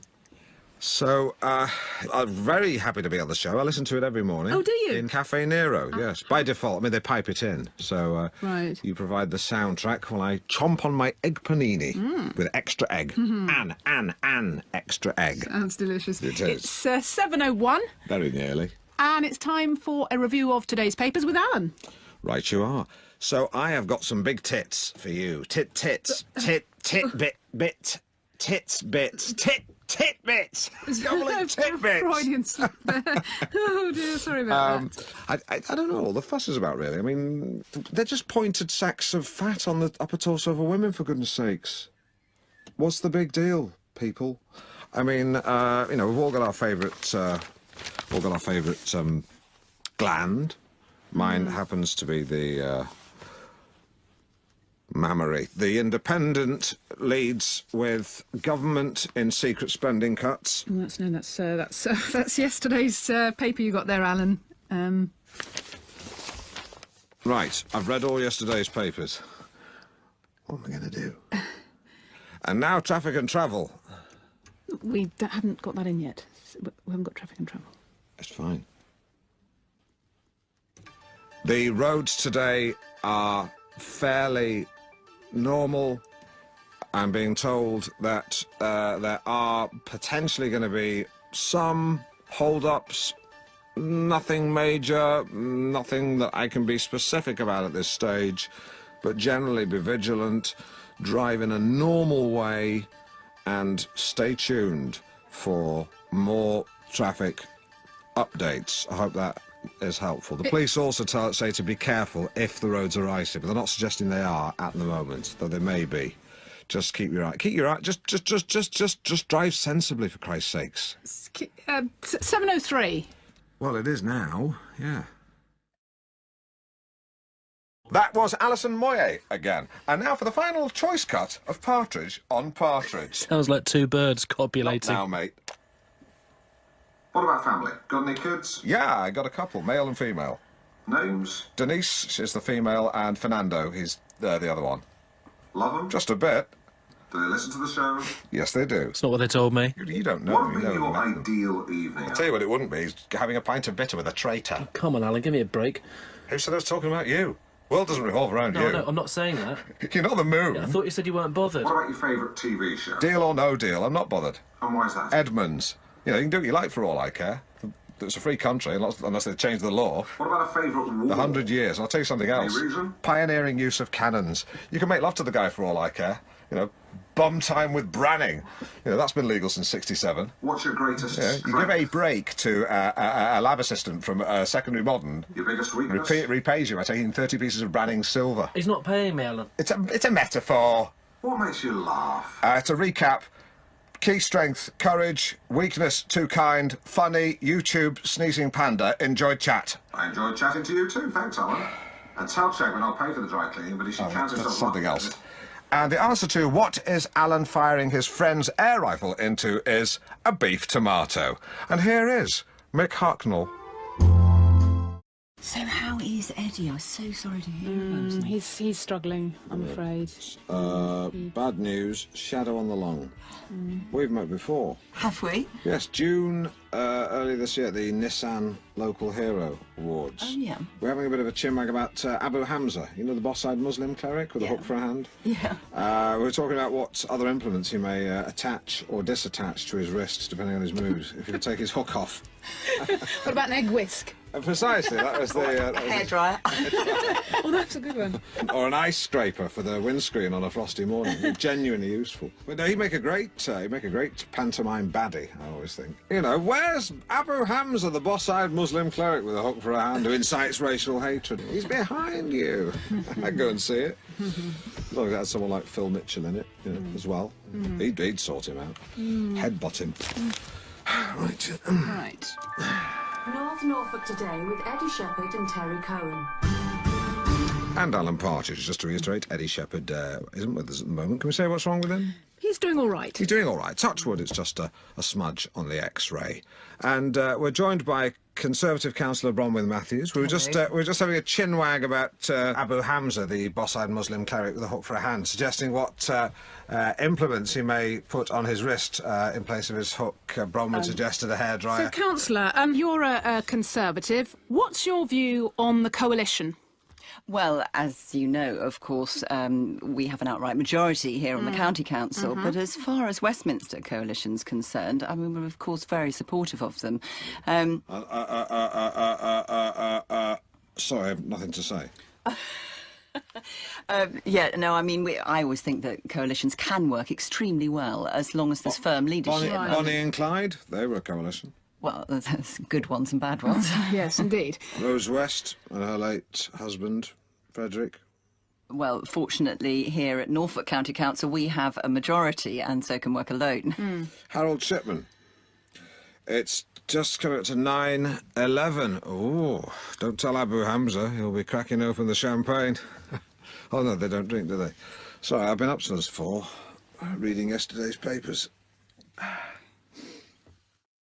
With respect, councillor, I think our listeners will be more concerned about cuts to public services. Well, absolutely, Terry, and that's why we've set out proposals to ensure... Let me take it from here. Throw me the ball. Councillor, you talk a good game. I caught it, by the way. But I have figures that show that you plan to cut public spending. Are you talking about the raw figures or the figures adjusted for inflation? Yes. Well, the first or the second? The first. In that case, that's wrong, because if you look at the figures, the actual spend has remained the same as last year, see? Yeah, I understand it. I'm just checking it. Well, it's there. Yeah, that's fine. Another area where we've seen a great deal of public anger is in council housing. Now, what is the proposal here? I meant the second. Sorry, I meant the second one, where the figures are adjusted for inflation. Well, Alan, we've made no secret of the fact that we're not going to keep pace with inflation. In fact, it's one of the few issues that we have cross-party agreement on, so... Right. We've made no secret of the fact that we're going to have to make... Bus fares. I'm sorry? Bus fares. Have you not put up bus fares? As we said in our manifesto, we won't be putting up bus fares in any... Have you put up bus fares? Not in real terms. Have you put up bus fares? In line with inflation, we have had to keep pace. Yes or no? Have you put up bus fares? In our manifesto... Have you put up bus fares? Yes, but only Yes, in as but much... you, yes, but you, yes, but yes, yes, yes. Yeah. Thank you. If you want to see that interview back online and see me getting a politician to admit something slightly different from what they said earlier and then saying, look, you said something slightly different from what you said earlier. And so 1-0. It's 10 a.m. It's just after 10 a.m. You have been listening to Alan Partridge with special guest Tory Bronwyn Matthews, who's... Tory councillor Bronwyn Matthews. Yeah, her, and what's your name? Terry Cohen. Terry Cohen. Get well soon to Eddie Shadow. Shepherd. Who I'm sure will get well very soon. That's rhetoric and not a prognosis. Right now, you're listening to Mid-Morning Matters with Alan Partridge. See ya. Take a cup of personality, pour in some chat, and drink up some good company. i.e. Mid-Morning Matters with Alan Partridge. Good evening, morning, afternoon. Who cares? Who gives a flying monkey? Because today we're talking about things you don't see much of anymore. Already we have capes, tinned meat, Horlicks, sparrows, hula hoops, the crisps, not the toy, hula hoops, the toy, not the crisp, swimming pools with deep ends, and asbestos. We'll be asking, should we bring some and or all of them back? So do please text, Twitter, spam, fax, page, write, and or email. Okay. Here he is. Oh, hello. Hello. Planning a trip to Beccles. Daniel. I'll do that. Fuck it. Hey, what an absolute privilege it is to have you. I think it's our first internet billionaire, millionaire, whatever you are, in the studio. So absolutely delighted. Well, no, ditto. My pleasure. Thrilled, really. Can I also say what a fantastic handshake. That is actually one of the best handshakes. Yeah. Firm, soft, warm, dry. Just real class and panache. You're too kind. Yours isn't too bad yourself. Yeah, well, I've got the warmth and the firmness and the softness. I'm just working on the dryness. So, that right? Huh? Good. Right. Yeah. Okay. Am I in your seat? No, Sorry. God, no, absolutely no. God, no, we don't care about the old, all that seat shit. I sit there, sometimes I'll sit over there, lean on there, squat on the desk. Good, well, if you're sure. Yeah, no, I can't stand those people who are like, oh, don't sit in my seat. No.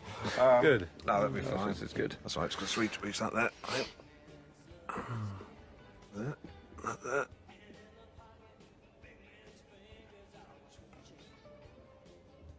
Actually, do you mind? I think we're a bit too close facially. Okay. Yeah. No way. Welcome back to Mid-Morning Matters. How would you like to hear an interview with someone far wealthier than you, Billy No Cash? Because joining me now is an internet entrepreneur who made his first million by the age of 19, sold his first business to Microsoft at the age of 22, is on the board of no less than 12 companies, and has most recently created a new business networking tool dubbed the Facebook of corporate finance. Sorry for the silly voice there. And today he's come to share the secrets of his success, Daniel Langford. Wow, thank you, Alan. That's what a thorough introduction. You can pop that down there. You don't need to keep that near your gob.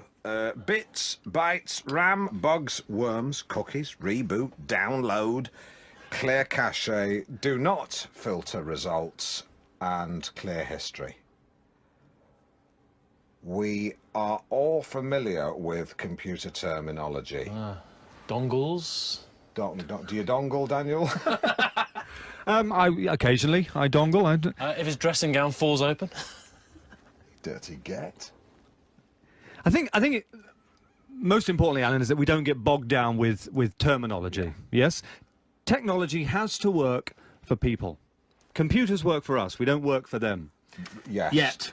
Yeah. No, Touch wood. Yeah, Touch wood. absolutely. No, if we got to keep an eye on them though, those ruddy things, bloody computer, you bitch. Oh, well. Sorry. No, I mean, anyone's seen iRobot with, Right. what's his name, the big-eared black It's chap? Will Smith. Will Smith. Oh, I see. Or See the- Asimov, who wrote the Who original wrote the of book. course. Yeah, Yes. I prefer the film, Really? not having read the book. Ah.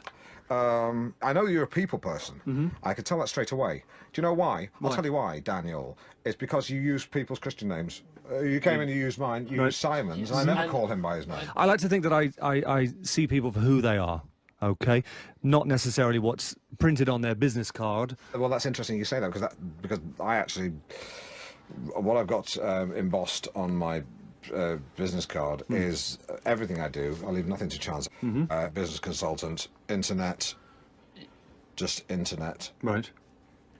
Well, it's... after dinner speaker, before dinner speaker, and then some unusual descriptions. You've got attitude challenger, and Okay. this one sounds a bit more violent. Convention breaker. Well, I hope not. I organise conventions, Alan. It's one of the things I do. In fact, I've got one happening soon at Somerset House. I hope you're not going to come along and break that. You're going to come and smash that down. No. In fact, when I realised that was an ambiguous term, I was really upset, genuinely upset, because I am the last person that would do anything to harm a business convention. You know, the idea that I might, I don't know, interfere with an audio-visual presentation, it makes me feel physically sick. I don't know. I think what you're trying to convey, Alan, is that you are someone who likes to think outside the box. Yeah. It's that simple. That's what I should have written on the bloody card. Out of the box thinker. That's all. I should add it on. You can pop that down there. Yep. Daniel, to continue my out-of-the-box thinking, let's spin a record. This one's by Elton John, and it's called Daniel. People call me a workaholic, Alan. It's not true. Dicks. Well, I mean, entitled to their opinion, but no, it's not true. To me, Alan, it's fun. I wake up every morning and I'm excited. I get that from time to time. You dirty gat. How can someone like, let's say, I don't know, me, replicate your success? Let me ask you this, Alan. What do you think to date has been my biggest investment? Money. No. Property. No. Do you own a quarry? No. Gold. People. Oh, God. Give me another one. Because you see, people. There was a game. People are what I know really... people make all the difference. Yes, I understand that. The fact is, Alan, I like to surround myself with talented people. As do I. Thank you. Not you. I don't mean him. If anything, he's a disappointment. You should see him eat. He looks like he's had a stroke. Okay. What about weekends? Tell us about these away days you do. Yes. I organise these weekends where we get a group of people together and we do an activity. We have fun and we talk. We inspire each other. It can be anything. It can be grouse shooting. It could be sailing, archery. This weekend we're going rock climbing up at Fort William. There's going to be about 20 of us. If I come back with one good idea, mission accomplished. That's fantastic. Last weekend we actually we went around Brands Hatch. Sorry, I was a bit sort of Chinese. Bland Hatch. Sorry, I was a bit racist. It's funny, isn't it? You do a Chinese voice, it annoys some people. You do a black man's voice, all hell breaks loose. Explain that. You can't. They're both racist. But I would love to come on one of your away days. No, we normally have business leaders. Well, I've run businesses. I'm in the top tax-paying bracket of all time. Well, we often leave a space open, you know, for left field thinkers. We've had an RAF pilot. We've had Shami Chakrabarti from Liberty. Never heard of her. We've had a Paralympian, which was special. That's kind. What about a radio DJ? That's a very good idea. It's a very good idea. Anytime. I should look into Nicky Campbell, shouldn't I? He's got a very broad demographic, able to do both the heavy-hitting stuff and is able to do the quiz shows. Yeah, all fails at both, just depending on your point of view. But I would be delighted to step in to the gap of 1 week on your away days.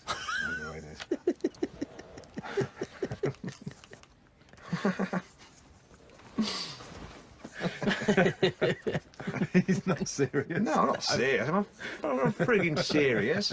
I'm on the wetlands this weekend on a 3-man hovercraft with the head of the Norfolk Range Rover franchise and 2 PE teachers. 2? At least. Is that 4 people on a 3-person hovercraft? Read my business card. After dinner speaker. Rule breaker. It's written on the back. Something up earlier, I suggested that I was in the top tax band. Slight mistake there. 5% of my earnings are in the top tax band. The remaining 95 are in the lower band. To cut to the story short, I basically earn about a quarter of what I said earlier. And now the news, Gifford. The news with Chris Gifford. Thanks, Alan. And the main story. You're laughing at. A team of road traders have been conning elderly and vulnerable homeowners. What's going? All right, so the tax office didn't phone in. What? All right, okay, fair enough. Let's all have a laugh at Alan Partridge, the expensive Alan Partridge. Yeah, very good. Whose idea was it? Yours, I suppose. Yeah. Right. Yeah. I'll tell you what I think. I think you're a fucking dick, mate. I'll tell you something else. Don't you ever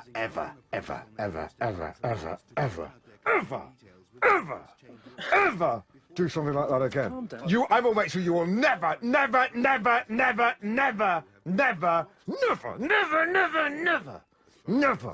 work in Norfolk Radio. North Norfolk Radio. You are this to me. You are this to me. This. And I am that to you. Massive.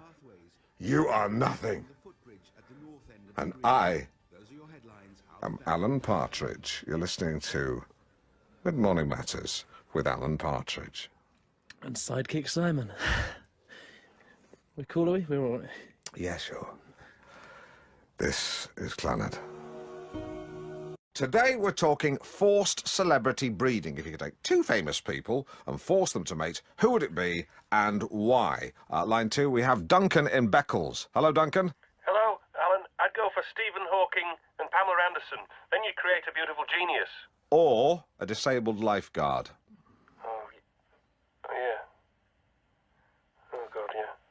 Yeah. And I'll tell you something, Duncan, you wouldn't be able to sack them. Not these days. I actually saw you in a petrol station, Alan, about a year ago. Did you? Yeah, you looked quite angry. But you had brand new jeans on. Bye. Bye. That was When Smokey Sings from ABC. We know the rest. It's the alphabet. Webcam voyeurs. Hello. You may be aware that I'm sitting in the presence of Zoe Scott. Great to have you on the team, Zoe. Lovely to be your new sidekick, Alan. What? I'm not sure I could say sidekick. I'm probably more like co-DJ. Okay. Actually, well, no, I'm the DJ. What should we call you? A banter jockey. Yeah. Right. BJ. No, that sounds a bit rude. You're a breath of fresh air. You really are. And the same time tomorrow, it's the semi-finals of our religious debating competition, Creed Crunch, which sees last year's winner, Islam, face Hinduism after the Hindus knocked out Christianity in the quarters. Should be a lot of fun. Please, please, can we not have crowds amassing outside the radio station, burning not very well-made papier-mâché effigies of me? And Steve Doran, for some reason. The weatherman. Yeah. Well, I think this didn't like the sound of his voice. OK, here's the weather with Steve Doran. Welcome, Polly. Hi, Alan. So if you just try and enjoy it, and we try and keep the conversation quite informal. Yeah, but not too informal. I mean, it's not Nigel Pinsent's In Depth, but neither is it Wally Banter's Junk Box. OK. All right, fine. And also, Polly, if there's any gaps in the conversation or in your responses, then Zoe or I will jump in. Yeah, like polyfiller. Polyfiller, yeah, very good. So you're quite clever. I do OK. Yeah, you do, don't you? OK, let's do it. I'm joined by agony aunt Polly Maplin. Hello, Polly. Hi, Alan. Our first caller wishes to remain anonymous, which in my experience means it should be a cracker. Hello? I've had a really tough year. An annus horribilis. Some people think that's Latin for irritable bowel syndrome. It's actually Latin for just the Queen's sad year. Sorry. Go on, my love. Okay, I'm a bit frightened of my husband. And I know he's been abusive in previous relationships, and he's recently started to behave that way towards me. But it's difficult because I know he's been under stress at work. Can I just interrupt you there? I'm sorry, I didn't catch her name. She's anonymous. You can call her what you like. Sissy. Listen to me, darling. It's never, ever acceptable for a man to be abusive. Ever. Can I just clarify something? Sissy, your husband, did he hit you, or was it just a shove? Why the distinction? I don't follow. Well, I'm on your side. I know it's absolutely no longer acceptable to give your spouse a fat lip or a thick ear, and hasn't been acceptable since 1978, even in Scotland. But a shove... A shove is absolutely not acceptable. OK. I don't mean into a thorn bush, or a skip full of broken fluorescent tubing. I mean just, in the corridor, onto the carpet. No, abuse is abuse. I mean, it doesn't even have to be physical. It could just be something like shouting in the car, or... Well, hang on. I mean, are you saying that in the early 80s, when I was giving my wife driving lessons, and I said, Jesus, there's a kid, you dozy cow! That you're saying that's abuse, whereas I simply think I was trying to save the life of a child. Next caller. So, a quick email here from Samantha, who says that she has fat arms. Oh, Samantha. I mean, a lot of people, so many of you, have a fixation with physical perfection these days. It's because we're bombarded with images of size 0 models, an impossible ideal to attain. It is, absolutely. Samantha, I'm sure your arms are absolutely fine. She's got an attachment here. So, oh my God, they are vast. Wow. Alan. That's... I've got to send this to Jonathan Ross. OK, and, we've got a letter here from Lucinda. Lucinda says, I'm 45, but I'm going out with a 23-year-old man. But although he's very affectionate, he cannot maintain an erection, and I'm worried it's my fault. What shall I do? Well, it's actually very common in younger men, much more so than people realise. Yeah. And, of course, we're lucky now to have Viagra. Yeah, but although do not exceed the stated dose. So, you've suffered from that, have you, Alan? No. No. Well, a lot of men have. I mean, it's nothing to be ashamed of. All right, once. But that was only because I'd already commenced foreplay when I remembered I hadn't renewed my tax disc. But once I put a quick call into the DVLA, lovemaking could begin in anger. I think it's all about making sure the conditions are right. There have been times when I've been more rubbery than turgid. I mean, you can't just summon up tumescence like room service. Yeah, and, I think it's partly down to the woman to sort of help set the mood a little, help man relax. Absolutely. Yeah, thank you. I mean, it's all about mood. Take the phone off the hook.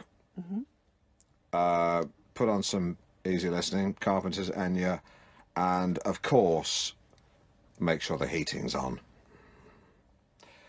OK, got another email here from Paul in Swaffham on forced celebrity breeding. This one is Kylie Minogue and David Dickinson to make an Oompa Loompa. Absolutely. Minogue provides the size, Dickinson provides the requisite skin tone and expression. OK, and now it's time for more forced celebrity breeding. I've got Ibrahim on line 1. I was hoping to speak to Polly, actually. Polly's nipped out, I'm afraid. Oh, OK. It's just I've been going out with this girl for 8 months now, and she suddenly told me she doesn't love me anymore. All I could do was speaking to Polly. Yeah, Polly's nipped out, mate, I did say. No, you don't understand. I really love this woman, and without her, my life is empty. I think the time has come for me to end it. I'll get Polly. Okay, hey, listen, stay calm. Abraham. I know what you're going through. Really? How can you? I just do. That said, if I could just do the traffic updates, just we're contractually bound, and it is nearly past. Oh, forget about it. Don't worry. This is. Well, okay, all right. I won't do it. You don't understand, do you? I do. I'll tell you something. Okay, so I'll tell you something I've never told anyone before. In summer 1980, I was on a country road and I was distracted by the Moscow Olympic boycott when I slipped on some shit and crashed into a horse. I was driving a car at the time, I must add that. A horse? Yes, I'd shattered both its legs. Well, two of them, it had four. I didn't know what to do. In the end, after phoning the RSPCA and putting on a Scottish accent, I wandered home, you know, past the slow-moving eastbound traffic on the A47. Sponsored by Castrol. Are you doing the traffic report? Yeah, I'm spinning plates here, mate, I'll be honest. Polly, thank goodness I've got a sad Arab on line 3. Hello, Ibrahim, Polly here, my love. How can I help you? It's my girlfriend. She told me she doesn't love me anymore, and I'm thinking of ending the relationship. Well... Wait, you're not going to kill yourself? No, of course I'm not going to kill myself. Mate, if I'd known that, I would have never have told you about my equicide. Thanks a lot, Abraham. Ibrahim. North Norfolk Digital. I've got a letter here from Katie in King's Lynn. She says that her grandmother died over a year ago and she still cries every day. Oh, well, Katie, you must remember, my darling, that there's nothing wrong with crying. Nothing wrong with crying. Nothing wrong with crying. I sometimes cry in the shower. That way you don't know if it's hot water or tears. It wouldn't be much good to her, though, if she takes baths. No, you can cry underwater. As long as you can hold your breath. I find 30-second bursts are more than ample for the problems I encounter. What sort of problems do you encounter? I use short burst underwater crying for lots of things. Like, say, when I think about the dog I had when I was 11. What was he called? Barney. Barney the dog. He could balance footballs on the end of his nose. Buried him in the back garden. Were you alone? People offered to help, but I wanted to do it by myself. The alphabet from A to Z, it's Alan and Zoe. But mainly Alan. You listen to Mid-Morning Matters with Alan Partridge and my little pocket ray of sunshine, Zoe Scott. Speaking of sunshine, Alan, have you treated yourself to a sunbed last night? No. What about a spray tan? Don't think so. Morning, everyone. You're listening to MMM with ZS and AP or Zap. You've got such a lovely, engaging way with people. You really have. Okay, So, today's... coming up, we've got... You're in a... Do you know what? We're like an old married couple. Yeah, pretty soon we'll be bickering all the time. You know, you'll be drinking too much. Hey, yeah, and then you'll get jealous of my career and run off with a fitness instructor. No thanks, been there, done that, got the T-shirt. Well, she got the T-shirt, got the shirt off her back, really did. Fucking witch. Well, I just found that when she strayed from historical fact, that took me out of the story. Apart from that, I thought it was a very good first effort. Yeah, I've got to say, I'm a little surprised, Crispin. I found that Mantle's main characters are scorchingly well rendered. And the sharp-clawed machinations are presented with non-stop verve in a book that can compress a wealth of incisiveness into a very few well-chosen words. Just word for word what it says on the back of That's my book of the week. That's Hilary Mantle's Wolf Hall. Oh! Oh, do you know what? If I'd known you were going to wear this kind of pink... I mean, I know enough about colour to know this pink clashes with that pink. Correct? Not clash. It's Oh, just not quite the same. This is raspberry, definitely. Yeah. How would you describe that? I would say that's like strawberries and cream. It is like... It's like a strawberry milkshake. Yes, it is. It's I would drink you dry. I would... Very good.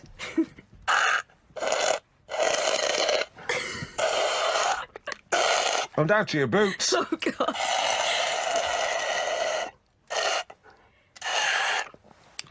Okay. Can I have another? I'm still thirsty. Alan, you do really remind me of my dad. You know, you'd really like him. Well, I love dads. I am a dad. I've got a dad. Well, I had a dad. Oh, what was he like? What was he like, my dad? I remember one birthday he bought me this big red cake in the shape of... Space rocket? No. Train? No. Football? No, it was a rectangle. And I remember he came up and said, "Delivery for Mr. Partridge." I was so excited. I banged into the table and, oops, the cake went everywhere. My dad walked up to me. He said, "You will never amount to anything." He said, "You're that to me." Imagine saying that to a 7-year-old kid. Alan, that's terrible. That's not the end of the story, because as he turned round to storm off, he slipped on the cake, legs went flying, banged his head, and he needed 11 stitches. And I was glad. This is a little itty-bitty of Scritty-Politty. What you got on your iPod, Zoe? I have got a bit of Mumford and Sons, a bit of Kings of Leon. Do you like Kate Bush? It's all right. All right, she's got more talent in a little finger than I've got in my entire arms. It's the sheer versatility of her lyrics. Yeah, I'll give you an E.G. Okay. E.G. Oh, he's here again, the man with the child in his eyes. That could be, oh, he's here again, the man with a child in his eyes. Oh, he's here again, and with a child in his eyes. It's a little camp one. Yeah, I like it. Oh, he's here again. Man with a child in his eyes. Oh, he's here again! The man with the child in his eyes! Okay, but how do you think she actually meant it? Oh, he's here again. The man with the child in his eyes. That one was about you, Alan. This is Terry Jack's Seasons in the Sun. Do you remember we got onto the subject of boots and you had never heard of Uggs? I thought you were talking caveman language, ooga booga looga, or some sort of witch doctor voodoo sort of, ooh, booga booga, me mend lady leg with blood from monkey and milk from another monkey. Well, time for traffic and travel. Traffic and travel with Bulldog Conservatories. Oh God! Oh, I got this dinner I'm supposed to be having with this boring but very important friend of mine who's he's got the whole of the franchise for the Norfolk Range Rover dealership and Cambridge for his sins. By the way, if you ever want to borrow a Range Rover, give me 6 months' notice and I can organise it like that. Great. No charge. I mean, just, yeah. Don't take it outside mainland UK or exceed 500 miles. Bring it back with a full tank. And obviously, you know, organise your own insurance. You're over 25, right? Yeah. Well, that's what I said. I said she's over 25. I said she looks younger. But she's over 25. So, yeah. Just, you know, but apart from that, fill your Uggs. What did you want it for again? I don't. Oh, yeah, it was my idea, wasn't it? Top up.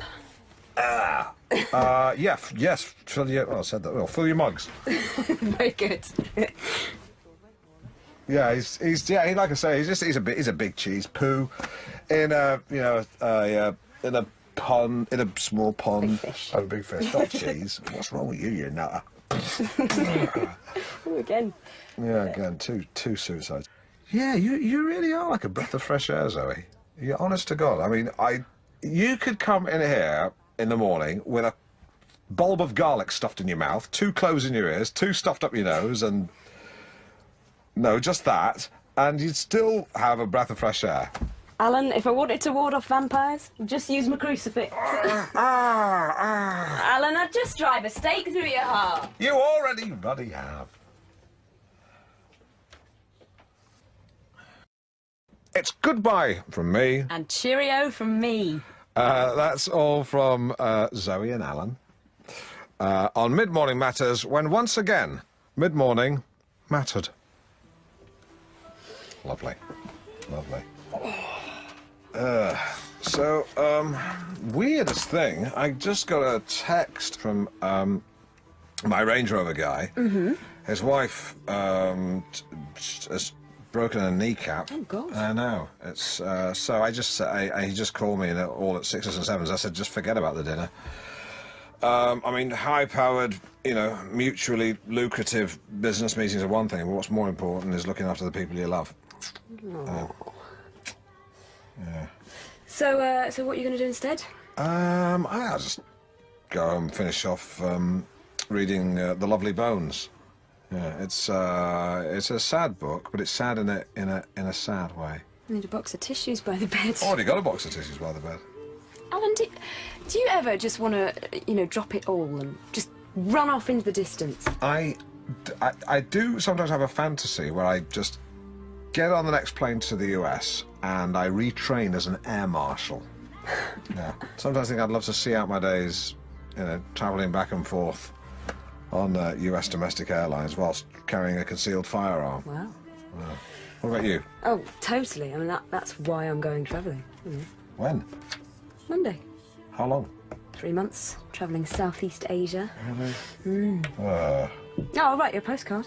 Apparently the beaches are amazing. They've got these huts, and you can just dive straight into the sea from your hut. Splashing and splushing and working up an appetite for a breakfast fit for the man from Delmont. He's basically a quality controller for a tinned food conglomerate.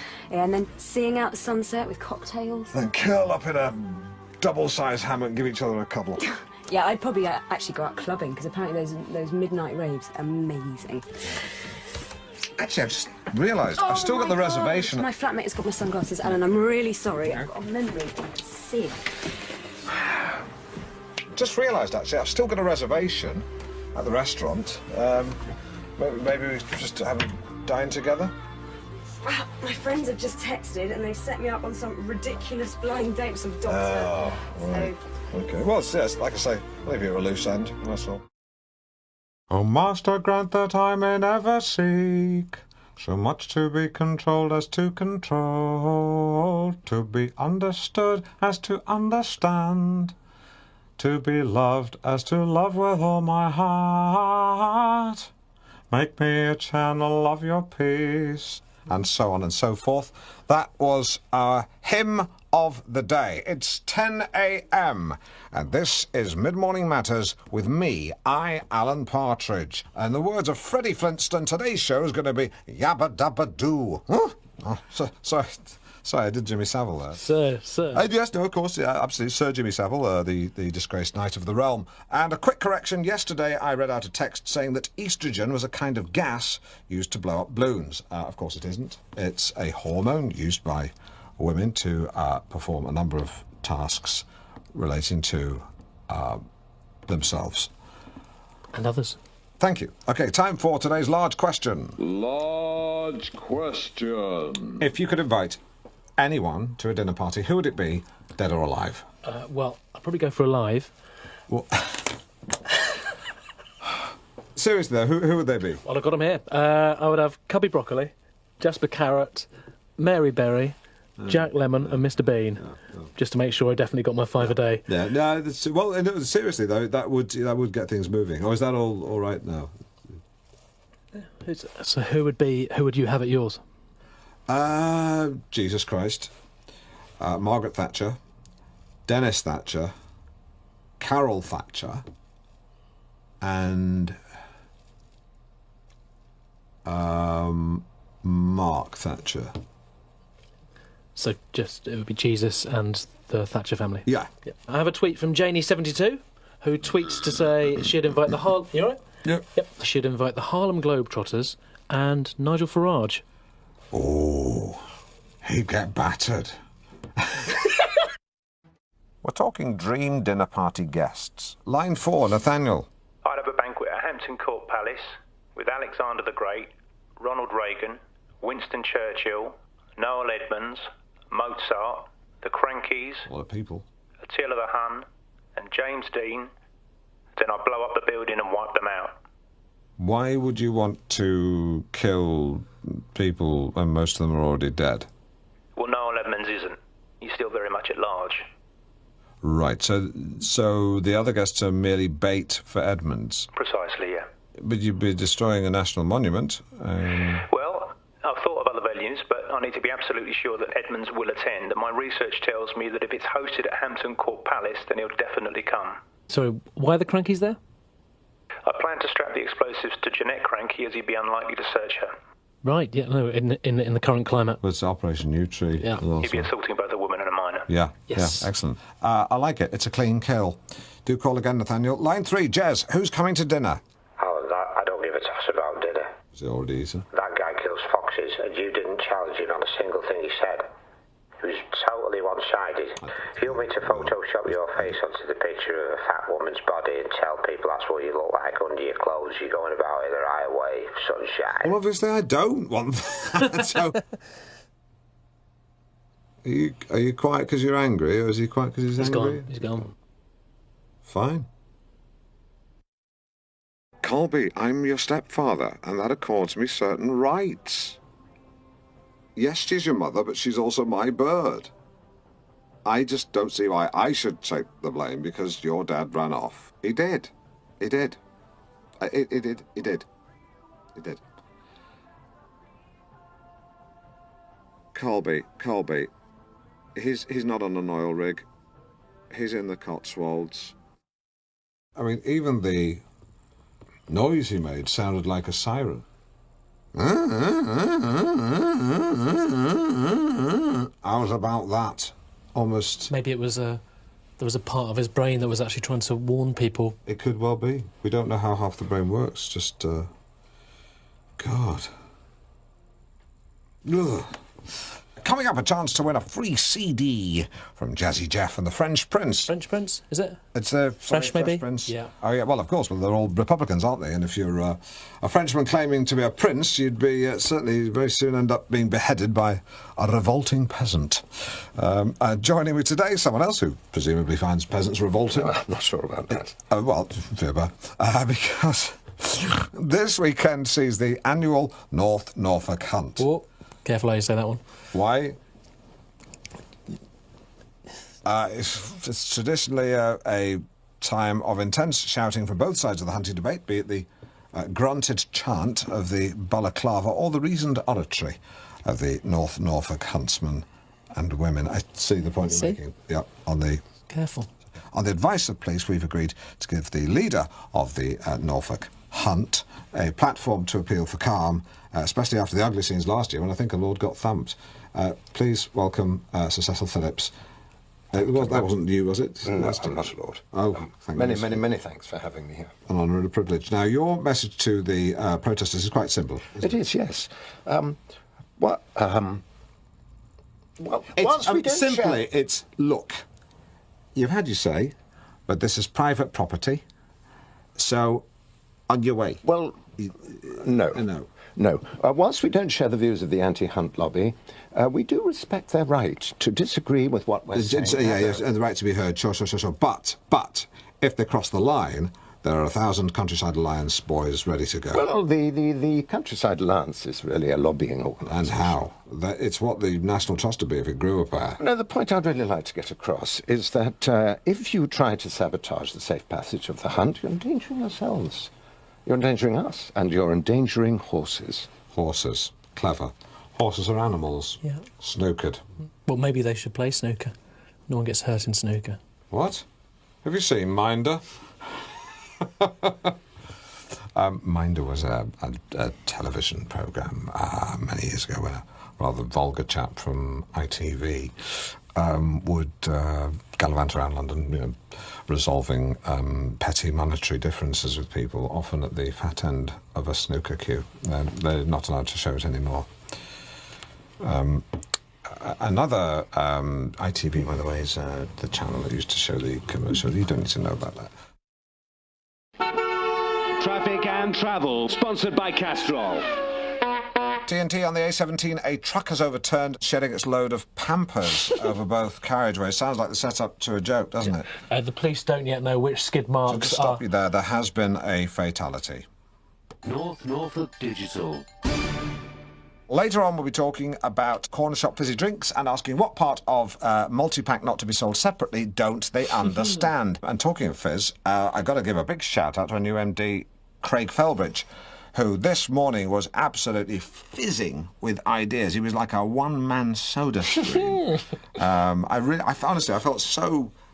Carbonated. Oh, exactly. Yeah, my head was going, pip, pop, pop, pip, pip, pop, pop, pop, pop, pop, pop, pip, pip, pop, pop, pop. Going crazy. Pip, pip, pip, pip, pip, pip, pip, pop, pop, pop, pop, pip, pip, pip, pip, pip, pip, pop, pop, pop, pop, pop, pop, pop, pip, pip, pip, pop. You know, yeah, you get the picture. Oh, yeah. But what a speaker. You're brilliant. You know, 20% Steve Jobs, 10% Jesus, 50% Peter Sissons, a splash of Gandhi, don't need to measure that.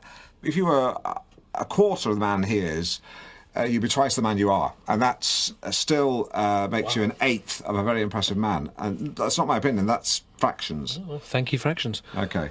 Time for some music. This band is the words I said to my girlfriend last week on her birthday. You be 40 for... I've never seen you like this. I thought it was because petrol prices have gone down. Have they? No. Oh. Anyway, this guy Craig is one sod of a good MD. He wants new ideas. He said everyone's opinion is valid. Right. In fact, I think I've written it down somewhere. Just to say something. Is that it? Yeah. Ah. You know, he said everyone's opinions are valid, even the bin men's. Although that may have been a joke.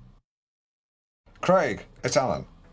Yeah, I know you're busy. I'm going to talk very fast. Just want to say I loved the meeting this morning, Craig. I sat there and I just thought, I didn't know it was actually possible to make a 9 a.m. meeting almost beautiful. And I mean that because what you'll find out about me is I don't mince my words. Any communications from me will be completely unminced. It'll be solid, but sliced. I mean, you know, manageable, but still, you know, identifiable as some sort of meat. No, you said you wanted ideas, and after the meeting, I was so busy, I decided to email you about this play I've written. And really? Oh, Craig, that's great. Thank you.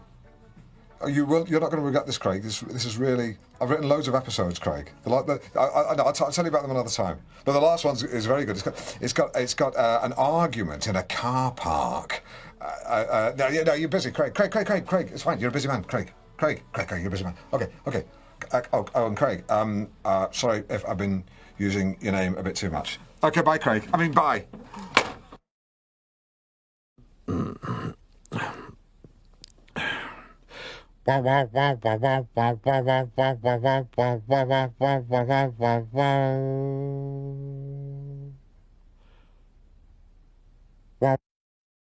You're listening to Alan Partridge. Alan's balanced debate. It's genuinely balanced. Bam! Excellent. And we're back with Cecil Phillips of the North Norfolk. Hello. Hello. Joined, in the interest of impartiality, on my left by none other than Simon Denton. Simon, I believe your girlfriend is a vegetarian. Yes. Great. Well, Simon will be replacing his jester hat with a protester hat, which frequently a jester's hat. Simon Denton, you oppose fox hunting. Why? Just think it's cruel to the foxes. Cecil Phillips, you and your mates just go around beating up wildlife for kicks. No, well, foxes can be pretty unpleasant. I think we have a very romanticised idea of foxes. If you'd ever been in a chicken coop after a fox attack... Yes, Simon Denton, foxes, they're thieving bastards. If a fox was a human being, it'd be David Starkey, a real git of a guy. They always talk about the inside of a chicken coop, but foxes are animals at the end of the day. They're not evil, they're just looking for food. Philip, you portray these little red dogs. No, they're not dogs. Little red dogs. They're just trying to put a chicken dinner on the table for the cubs. Chickens are a farmer's livelihood. Precisely. Simon Denton, he's saying foxes are screwing the farmers, and meanwhile they're being defended by soap dodging, meat dodging, job dodgers. No, I did not say that, no. He didn't say that. He's saying, whoa, you're putting words in my mouth big time. Back off. No, I'm saying Fox numbers need to be controlled. Answer him. Yeah. I just think there's an arrogance about it all. Yeah, Sir Cecil, he looks at you guys in your red tunics and your tight white tights. Jodhpurs. And you just look like bloody pillocks. Look, I won't deny that our pageantry we take seriously, but you can't just turn up in jeans. Hey, that's a good point. It's not like some teenage pursuit like Laser Quest. You can't just turn up in... Well, hang on a second. Laser Quest is not a teenage pursuit. I quest with a round tabler who served in Northern Ireland. Sometimes he gets flashbacks. I have to talk him down over a milkshake. It's different. If society ever breaks down, you may well regret not having been to Laser Quest, because the people who can't stand you go a lot. I'm sure we'll cope. Well, I think you'd be overrun by sheer weight of numbers. Exactly. If the working classes all rise up as one, then you are done for, mate. Yeah, you're a communist. We have horses. Yeah, horses... I'm sorry, in an inner-city war zone, will be all but useless. End up roasting on a spit in the middle of the precinct. Yeah, in some sort of post-apocalyptic vision of hell. Yeah, where the hunter becomes the hunted. You can run, but you can't hide. Sure, you ditch your red tunic and don a hoodie, and you blend in for a while. But then some local grabs you and says, "All right, mate." Yeah, and you say, "Yeah, spiffing. Oh, wagwan." But the game's up. By nightfall, you and Leopold are swinging from a lamppost, your bugle stuck up your backside. So the last gases escaping from your body make a bleakly comic noise. And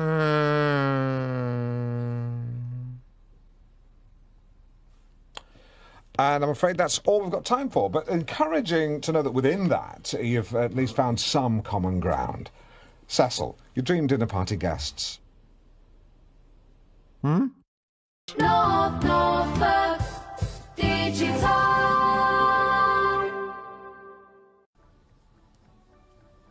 I like that one, the silencer. Would you like to go and buy an air rifle this weekend? Can I? Yes, you could go shooting squirrels with the boys. Do you think they'd like air rifles? Definitely. Of course, they're from a broken home. Also, of course, the protesters, what they very rarely point out, is the welfare of the beagles. Some of the abuse these dogs are subject to by these so-called law-abiding protesters. Bad dog! Bad dog! Bad dog! I mean, that's got to affect the self-esteem. Well, do dogs have self-esteem? Yes, do dogs have self-esteem? Well, you know, I wouldn't be at all surprised. They're very well-trained, highly intelligent dogs. Yeah. Which is presumably why you use them. I mean, you're not going to get very far if you with a poodle or a corgi. A corgi. You wouldn't get very far I'd like to see a down the road. corgi go face-to-face with a fox. Absolutely shit itself. Pathetic. Well, God willing, this year you'll be left alone to rid your land of what I hear are pretty nasty animals. And the foxes aren't great either. Yeah, yes. He's talking about Come on, guys. You can't begrudge someone, peaceful protest. Yeah, I know. And I think he's talking about these types. Two to a sleeping bag. Placards hanging from trees. Placards with no official font. Exactly. They're just squished in. That's all bunched up. The kerning's wrong. I'd like to see them run a business. Wouldn't last for. I mean, presumably you. Unless is it inherited? It's inherited. Even better. I once inherited a clock. Beats buying them. Well, what I would say is it's a very traditional pursuit, and it's with a very, very welcoming atmosphere. Right, so anyone's welcome. So. Well, within reason. I mean, we don't want to welcome any old Tom, Dick and Harry. Absolutely. Although Tom, Dick and Harry, of course, very popular names amongst huntsfolk. We have lots of names. You can't welcome every Carl, Lee and Barry. Yeah, I think that's the point, isn't it? You don't want to mix too much with I don't suppose you know many Lees. We have a Leopold. Yeah, you shouldn't have said that. OK, time for some middle-of-the-road music. She's got diamonds and a nice big bum. It's Jennifer Lopez. Sidekick Simon's Cryptic Confectionery. I am chocolate placed on Saddam's head. Bouncer? Yes, stop shouting about my little bubbles. Whisper? Yes. You'll be bowled over by my coloured pellets. Skittles? Skittles is right. And final question. You wait all day for one of my nougat/chocolate concoctions, then 3 come along at once. Double. Can I ask you a question, Elaine? Do you like drama on the radio? Well, I don't hear many of them, to be honest, Alan. Then let me tell you a story. It's Boxing Day, 7 a.m, and I am in the David Lloyd showers when a mussel merchant wanders over to me and offers me some talc. I cup my hand and he gives me a mound. I pat it around, and as the plume settles, he looks at me and says, "Why is there no drama on regional radio?" I said, "Sebastian, I'm ashamed to say I don't have an answer to that question," and I ran home at top speed and wrote a play for radio. It was only the next day that I realised I'd left my car there. So. I didn't realise you fancied yourself as a playwright. I don't fancy myself. I'm not John Inverdale, but I've wanted to be a playwright for ages. So, Elaine, would you like to hear a radio play? Well, yes. Thanks, Elaine. Not sure. So, please stay tuned, because later on we will be presenting the world premiere of A Chill Breeze or A Glowering Glassblower, This Way Comes, because everyone has a story in them, don't they? You have a story in you, I'm sure. Yeah, I do. I've been trying to write a short story about how I tracked down my real mum. I mean, I wasn't surprised really at how she reacted. She's got a new family now, so I don't blame her if she doesn't want to. Exactly. Everyone has a story in them, but right now, with the time at midday, or 12:12, let's have some music. They perfectly describe the council's proposal to build affordable housing on Greenbelt land. This is madness. And now on North Norfolk Digital, Partridge Playhouse presents A Chill Breeze or A Glowering Glassblower, This Way Comes. Britain's cows have started lying down in different directions, causing rural panic. The government appeals for calm, but maverick scientist Jim Hannigan suspects foul play. Professor Hannigan? Professor Hannigan? Yes? Are you esteemed Professor Hannigan? Last time I checked my lanyard. That's Hannigan, sharp as a tack. This is of the utmost secrecy. If the scientific community knew I was even approaching the man they'd ostracized, how can I be sure it's you?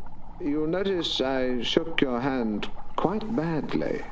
Of course. You're missing fingers. What's happened to his fingers? Hannigan's fingers are based on a guy I knew used to work the engine crane at Longbridge, and they're supposed to wear gauntlets. But A London cocktail party with the cream of the world's scientific minds. Remarkable. Yet one still can't get a decent glass of wine. John Blindborn. Yeah. Whatever happened to him? He got caught having a bubble bath with a boy in the 90s, so his confidence has taken a bit of a knock. But he's still very good, and his rate's gone through the floor. Hello, Hannigan. Professor Jim Kelvin Hannigan, if you don't mind. So you're playing Hannigan? Yeah. I mean, a few actors read for the part. A guy called Mark Rylance. Yes. Yeah, he was spectacularly good, but he wasn't Hannigan. Professor Hawking is driving over to us now. In the end, I got the part. Good evening, Mr. Dooley. Oh, hello, Professor Hawking. You know your waistline is like the universe. How do you mean? It's ever expanding. You know the universe is ever expanding. Yeah. Yeah. I don't have to stand for this. I'm going over there. Nice one, Hawks. Sometimes I wish I was disabled but clever with a robot voice.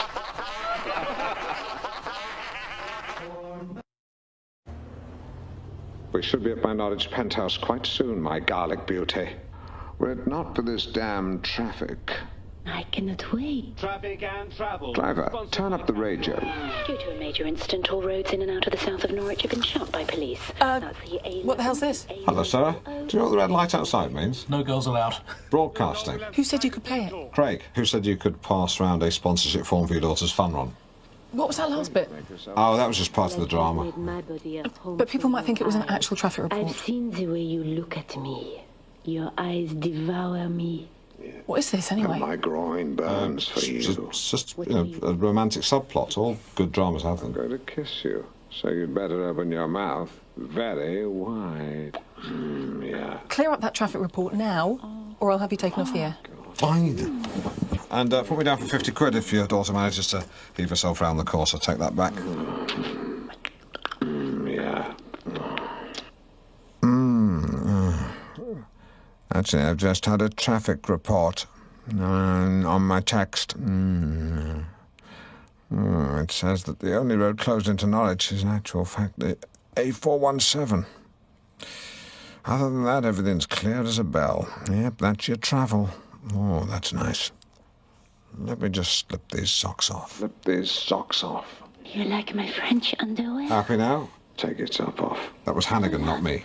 Goodness me, you're busty. Again, Hannigan, not me. This is ridiculous. Sit on my lap. But I haven't got any knickers on. That's okay. I discarded my underpants ages ago. I'm going to spin on. There I go. This is Alan Partridge. We're a little short of time, so I'll summarise to the end of the scene. Hannigan and Sarah make love. Hannigan more than satisfies her. His missing fingers are no impediment to this because he has these implements that he screws on. He has a toy box which he pulls out from under the bed, and I'll skip that. Next morning they wake up. They do it again. Again, he satisfies her. Again, the toy box.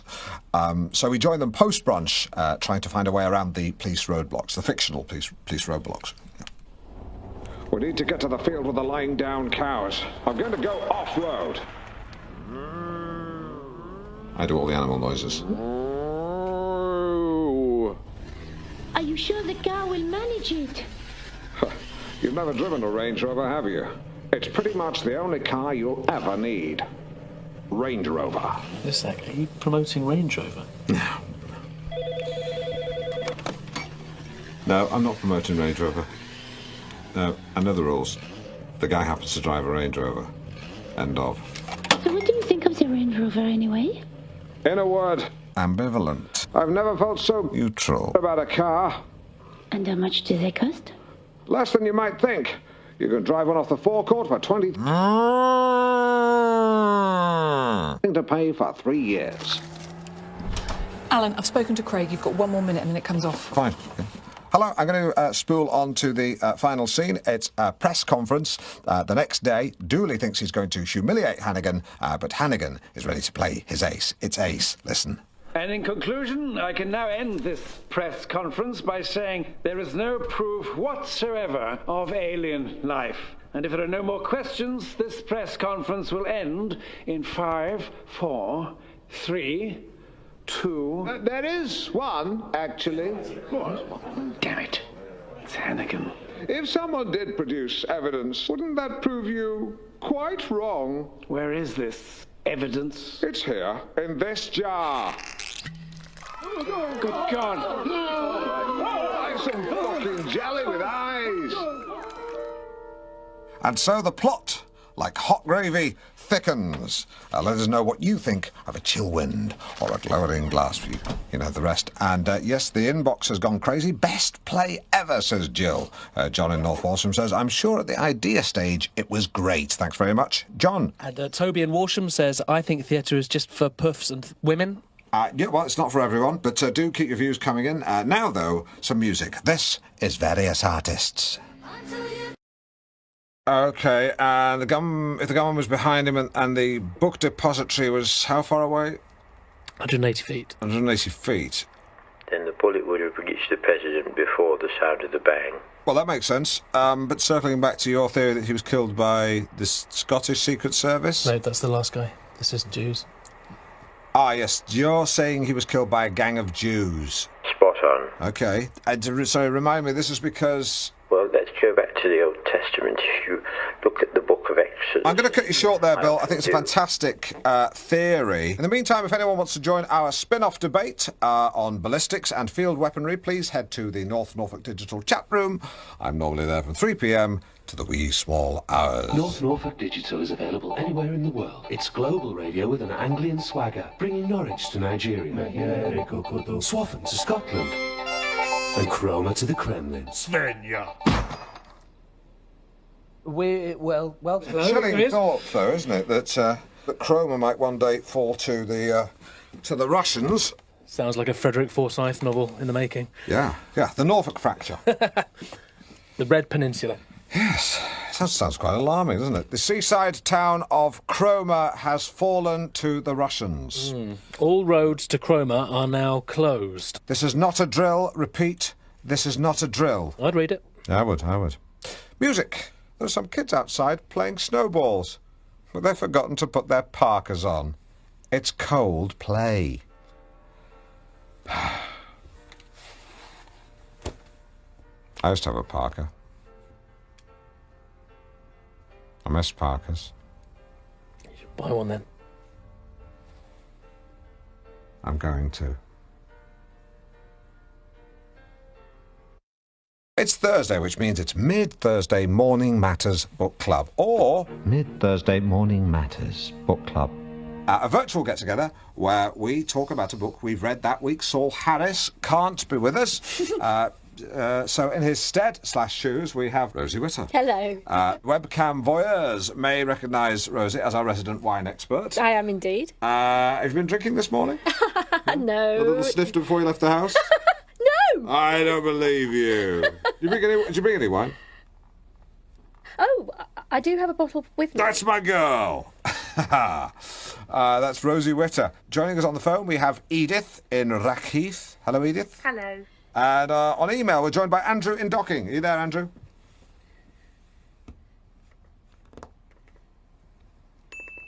Andrew says yes. Excellent. And in the studio, Partridge. That's the club. Let's get to the nub. Right, well, I've never hosted a book club quite like this. It's no exaggeration to say that this is the very first multi-platform radio-based book club broadcast in the whole of East Anglia. We're dragging book clubs into the 21st century, kicking and screaming. Sounds painful. Not like an abduction, more like a child who doesn't want to be measured for new shoes. Rosie. Right, so the book to read this week was Wild Swans by Yung Chang, and I hope you've all managed to finish it. Yeah, we have, and if you haven't, just order it off Amazon. Or a different website that pays its taxes. Come on. It's a good business model. Cheap books, happy shareholders, and the boss is stinking rich. Hats off. With questionable practices. Simon, you can't please all the people all the time. That's what China tried to do. Look what happened there. Now you can only have one baby, and if it's a girl, tough luck. Which moves us nicely onto Wild Swans. Does it? Yeah. Next you'll be complaining that Amazon make people in their warehouses run too quickly to fetch books. It's not a call centre in Timbuktu. They're students. You can't mistreat students. All that running around. Yeah. You could do with a bit of that, Alan. Hope you lose a few pounds. Off. But Rosie makes a good point. You would slow down deliveries in the short term, but in the long term, you tackle one of the biggest killers of our times. Shipping. Obesity. You could have them running around for books that don't exist. Babysitting by King Herod. Marriage Guidance by Henry VIII. Or Losing at Squash Gracefully by Anne Diamond. So, do get in touch if you have any other ideas, because I'm going to make unlikely book titles today's quality question. Oh, that is quality. Well, it looks like Mummy P and Baby P have finally pushed Daddy P too far. It's the Black Eyed Peas. Let's clear the air. The real reason people have a go at Bernie Ecclestone is because he has the first name of a dinner lady and he goes out with giant women. What about the fact that he cozies up to dictators and torturers? He's not a torturer. No, he does business with torturers. Precisely. He's so small he could barely pick up a cattle prod. He wears kids' clothing. Watch out for him next time there's a wet Grand Prix. His wellies have got Spider-Man on. Yeah, but you can't explain his highly convoluted tax arrangements. No, which is why we have to... Shut up and move on. Now, we're all familiar with charities, from the important ones like the National Trust to less important ones like Help the Aged. Or Help for Heroes. No, that's the top one. Yep. Yes. I donated a jacket to them only last week. I didn't have an arm, but then I thought, perfect. But today we're going local and we mean to raise £3,000 for Addiction Action. Addiction can take many forms, from booze to drugs to, quite simply, having it off. Michael Douglas. Yes, that's indeed if it was sex addiction. It could quite simply have been the guy was very, very randy. That's £3,000 by 2 p.m, and if we don't quite get there, I'll make up the difference myself. What do we got? We've got our first pledge. Gary in Aylsham says he's trying to sell his old-style Volkswagen Beetle called Gertie, and if he can get £400 for it, he'll donate it all to our appeal. That's very generous. Volkswagen Beetle drivers were always... characters. Well-meaning fools. And here are you two, who seem to be describing my search for a new washer-dryer. I still haven't found what I'm looking for.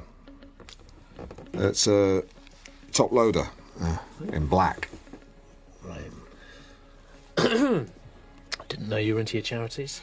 I wasn't, but it's a great brand builder, yeah. you do your bit for charity, you get what Richard Curtis calls goodwill splashback. Oh, like a good karma. Yeah. He explained it to me the other day. He said, this is for you, and now this is for me. Malky flogged Lego for half a p a piece. Skaggs his poison. Janie's story. I live rough on the streets of Norwich. Janie used to be a teacher. Now she's a bum with booze in her veins. Tristram's story. I started taking coke when I first became a hedge fund manager. Tristram missed out on his bonus last year. His dreams of a bigger house in tatters. Thank you, Alan. Thank you, Alan. Thanks, Al, for putting your hands across Norfolk. Bananas and cream. I can't beat it. OK, you're listening to Mid-Morning Matters. Today we're raising £3,000 or £3,000 for Norwich-based charity Addiction Action. Got some banana in my mouth. Swallow. OK, Simon, what's the tot up? Well, we're looking good. We are already at £610 English pounds. Put that in context for any listening addicts. Yep, that is roughly 150 pints of lager or 8 grams of coke. And in terms of heroin? Just checking, I've asked one of the cleaners. The Scottish guy? Yeah. Yeah, good. And hey, what a great bunch of listeners. I mean, I think I stepped on a hornet's nest last year when I suggested Norwich was ready for a Blacktown crier, but you cannot fault their generosity. OK, online now we have an addict who wishes to remain anonymous, so we've disguised their voice. Hello, caller. What's your story? I'm addicted to gambling. The sound guy said it'd be fine. I'm up to my eyes in debt. My marriage is in bits. I've lost my job selling wool at the market. Sorry, I'm getting quite emotional. It's all right, mate. Take your time. So your wife had left you? My husband. I'm a woman. Of course. Sorry. Yes, of course. Men don't sell wool. Listen, love, I think we're going to have to cut this short. The voice distorter's bending your gender. It's also making you sound like a villain from a faraway galaxy. Could you simply say, soon your planet will be mine?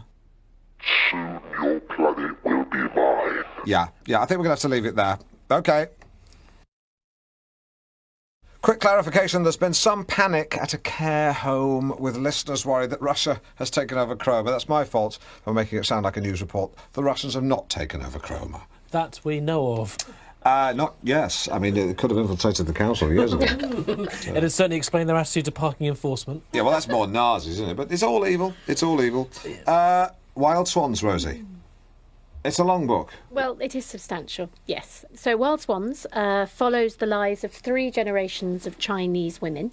It's a true story of Yung Chang and her mother and her grandmother. Well, that's certainly what I took from it. Well, that's what it's about. No, I mean, absolutely spot on. But let's keep talking. So, first impressions? Let me stop you and go to Edith. What do you think? 3 from me. OK. Anything from Andrew yet, Simon? No, not yet, but I gave it a 3. Okay. And I've got a few forwards coming in via text. I've got Meredith in Hunstanton, says 4.5, and Cynthia says she would also give it a 3. So I'm not familiar. Out of 5, always out of 5. So average it out, Simon, and what's the mean score? Done it. It's 3.6. Oh, there you go, 3.6, not bad. So that was Wild Geese, the fascinating story. Swans, my mistake, about 4 generations of Chinese 3 generations. women. Is it? Yeah, it was 3. My mistake. Andrew's saying 2. What, generations? No, I think that's his score, I think. Andrew, is that your score or the number of generations of Chinese women you think it is? It'll just be a second. Can you email him? Yeah. Is that your score or the number of generations of Chinamen? Gotta move on. The time is AM11. Our thanks to Beverly in Kings Lynn. She sent in a beef sponge. She says it's a great way to use up bits of old beef. It's essentially chunks of beef suspended in a kind of matrix of pastry, sort of hovering in a... Sponge stasis. Yeah, good name for the dish, actually. Sponge stasis, brackets, beef edition. Looks almost as good as last week's chicken drizzle cake. Maybe have some of that later. Partridge, he got game. OK, before that, the book club. Rosie. Hi. Edith. Hello. And Andrew. we were discussing Wild Swans, a book that garnered an impressive 3.6. And Andrew has given the book a 2, by the way, and says Edith must have been reading a different book. He always does this. My score is nothing to do with him. Right. It's a bit pathetic, actually. Oh. Rosie, 3.6, a fair score? Hard to say. At the book club I run, we try to avoid scoring or ranking books. Right, so it's more of a coffee morning. No. We do discuss the book, but we focus more on how we thought or felt. Ranking can be a little reductive. Well, it can be, but you might like to know that Wild Swans ranked number 2 on our book league table. Oh. Yeah. A nose ahead of Angels and Demons by Dan Brown, but a whisker behind The Da Vinci Code by Dan Brown. So you split the Browns. A brown sandwich. Yeah, that sounds like something Beverly would knock up. Right, Wild Swans. Yes. Brian in Dersingham emails to say, who on earth wants to read a book about Chinese swans? It's a metaphor. A far better book is The Wild Geese, about a snatch squad of steel-hard mercenaries who rescue a black king or something from deepest, darkest Africa. Thanks, Brian. Always good to hear from you. Butter old women. Bitter old woman, I think. Typing too fast. Yeah, although you can butter up old women. I sometimes butter up old women. Andrew is just a bully who hides behind his laptop. How come he never dares speak on the phone? What's he got to hide? He could be an 8-year-old boy. Child genius. Yeah, angry because he's been hothoused by his parents. It does happen. Denied a childhood. Yeah, Andrew, if that is you, get outside, climb a few trees. Pull a few wheelies. Scuff your knees. Yeah, collect loads of chewing gum wrappers and send off for a free torch. Sorry, Rosie, you were saying? No, I was just saying, I think the swans is a metaphor for the women. I love metaphors. I really got into them a couple of years ago. And now, if I read a title that's too literal, it actually annoys me. I mean, if I went to see Moonraker, I don't want to see James Bond actually raking the moon. Unless he had some sort of industrial equipment. And even then, he's going to need a damn good reason. I think the Wild Swans is a strong metaphor. I mean, there's something impassive and hard to read about swans, isn't there? Like the women, they're beautiful, but they're unknowable. They're inscrutable. That's exactly the right word. Is it? Yes. Thank you. You couldn't scrute them if you wanted to. Don't ruin it. Let's have some music. This is Thatcher Pop 4-piece Duran Duran.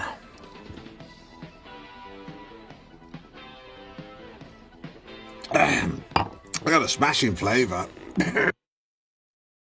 Still here with book club leader Rosie Witter. Hello. I just love reading books. It's brilliant. I couldn't live without it. I couldn't either. My partner Angela prefers television. I mean, she will watch literally anything. But if I go up and ask her what she's been watching, she doesn't know. Odd. Well, it's a good book for me every time. Curl up on the sofa. Yes, take the phone off the hook. Yeah, maybe a tower of hot buttered crumpets, sleeping bag tied off around your waist. Like a giant maggot. Yeah, well, half a maggot, because the other half's a Warwick University sweatshirt. And no interruptions. Perhaps the strains of Jean-Michel Jarre haunting you from the music centre. I mean, it's on, there's nothing paranormal. And then just plough headlong into Wild Swans news. I did actually plough into a swan many years ago, yeah. It was, it's the only time I actually ever heard a swan quack.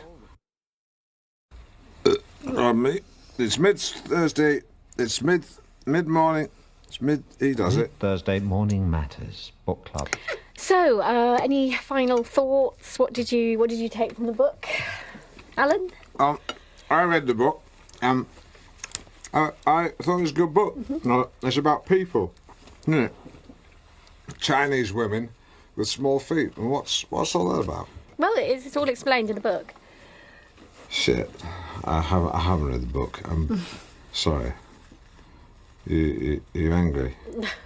No, not at all. That we will find some books heavy going. I myself actually gave up on The Diary of Anne Frank on my first attempt. I couldn't get through it. And again, neither could she. You're angry. Have some beef swans. Wait till he's right behind your shoulder, and then feign fear if it helps.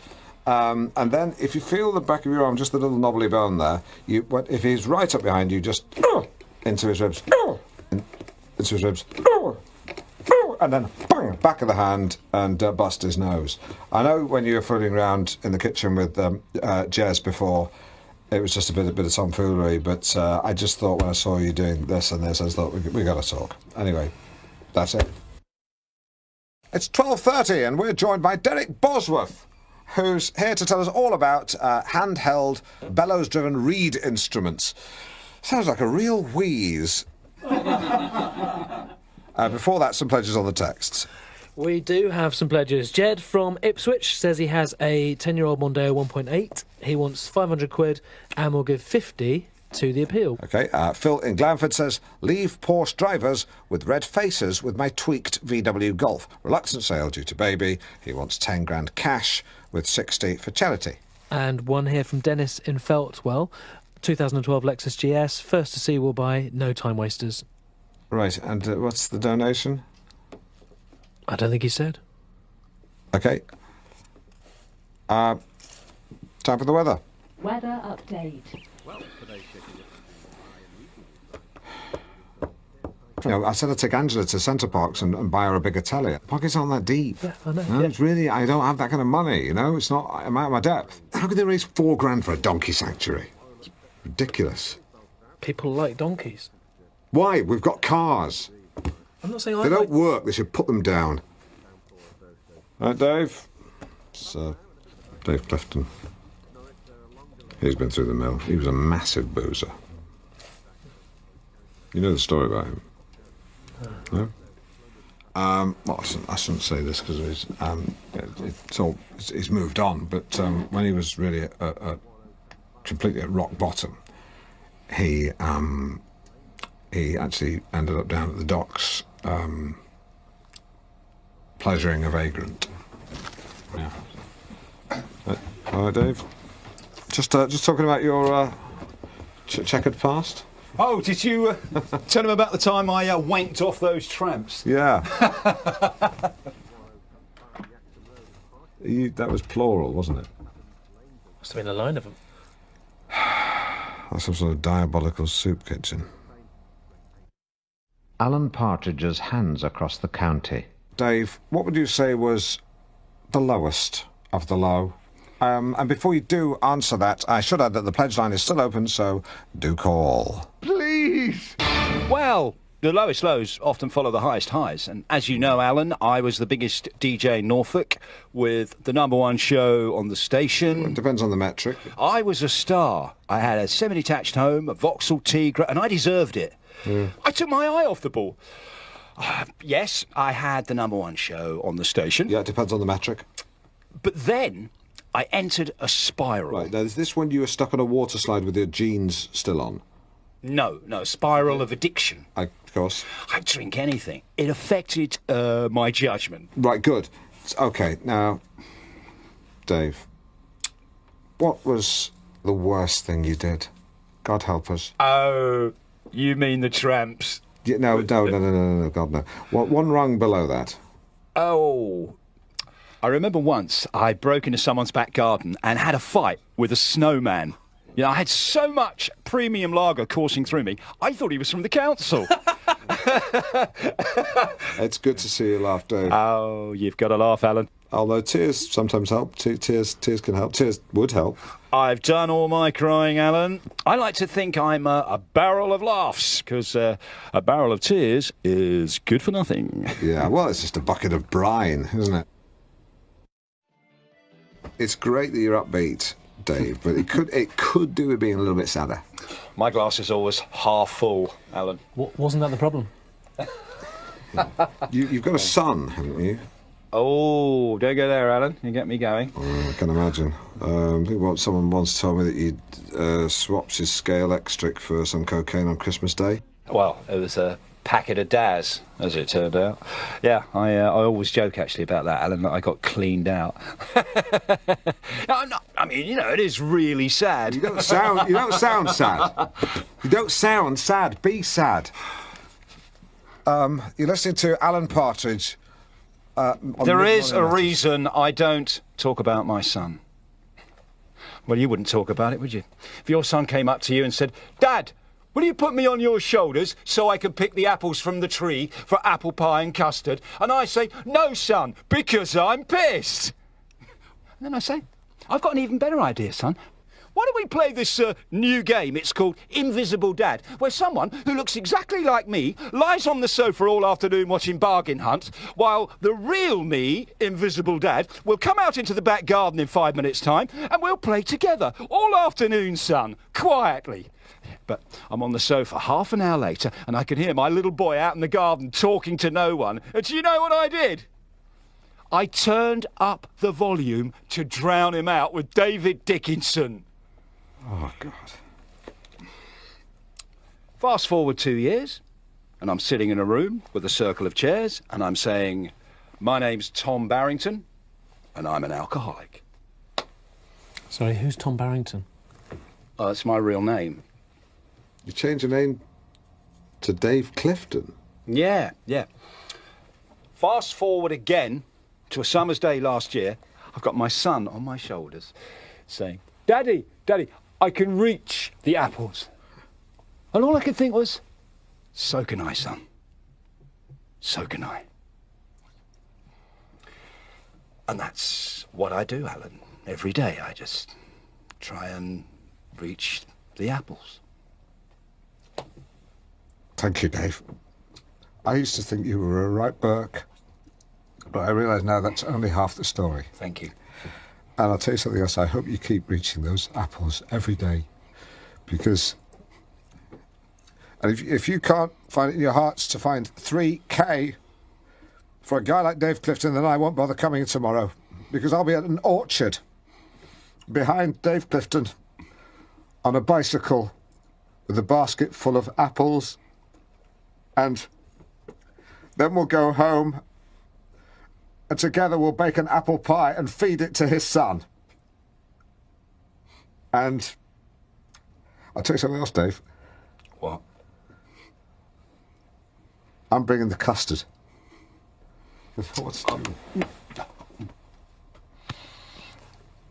The time is 12:45. Hugs are not drugs. Cuddles, not roddles. Oh my God, I'm sorry. I completely forgot about you. Sorry. And the paint's peeling up on my walls. There's a man outside. Could you be more specific? In a long coat, grey hat, smoking a cigarette. We are nearly out of time. Simon, top me up. Money. Well, the final, rather grand total is £2,970. So, £30 short. Yep. I'll pay that. Yep. Absolutely. Love you, Norfolk. News. The headlines this lunchtime. Yeah.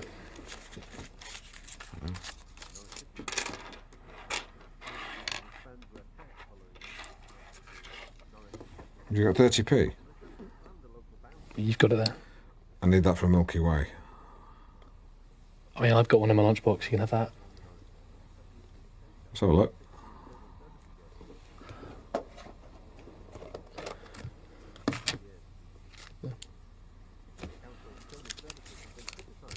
Right. Yep.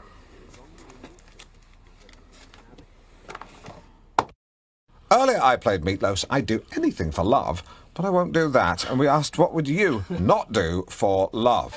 Sandra in Beccles. Shave my dad's back. Barry in Kelling. Give kidney. Leonard in Taverham. Put her on the car insurance. A lot of you are saying that. Tara in Westwick. Summer sweeties. And Beth in Paston. Renounce Christ. Keep those calls coming in. The winning answer receives a year's supply of meatloaf. That's one loaf a week for a year, provided exclusively for this show by Bannon's The Butchers. They don't say what kind of meat it is, but when I press them, they said it will vary from week to week. This is Mid-Morning Matters. Hey, you! What do you want? A friendly voice. I listen to the Mid-Morning Matters. It's fantastic radio. Me love Alan Partridge. The man is fresh, man. Shep loves it too, Mum. Now, his kids may have two dads, but his music meets with everyone's approval. It's Elton John. Sorry about the speed wash. Still recovering from this morning's workout. Oh, what was that? Boxer size? Love making with Angela. Whew. I mean, she's no Vogue model, and she's not even a catalogue model, but she is strong and she has stamina. Have you ever been out with a woman with a rough tongue? It doesn't matter. I've said too much. But no, I've been up since 4, sweating like a Mexican bandit at the end of a spaghetti western. The good, the bad, and the ugly. No, it's not a bad description of what went on, because there were 3 distinct phases. She was pissed.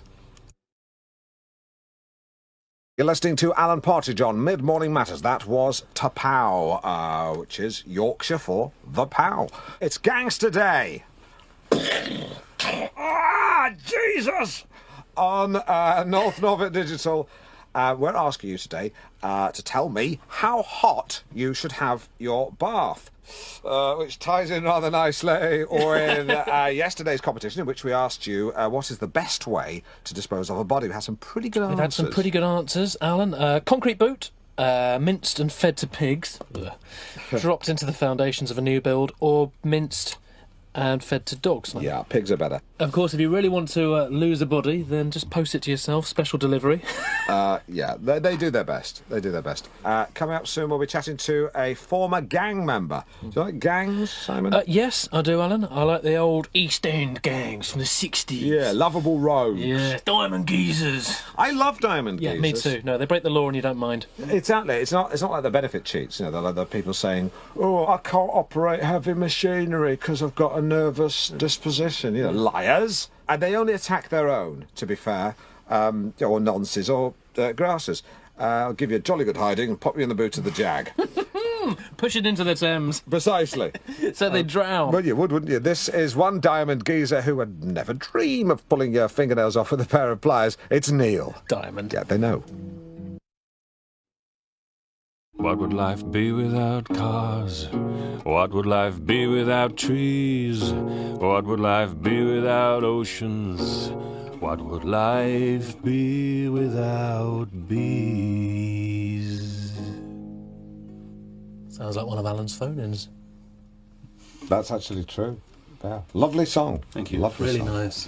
If you just joined us, we are in session live with the legendary folk singer Blackbird Goodbrook. Is that how you pronounce it? Yes, Blackbird. It's a nickname. A lot of people call me Blackbird or Blackie, BB.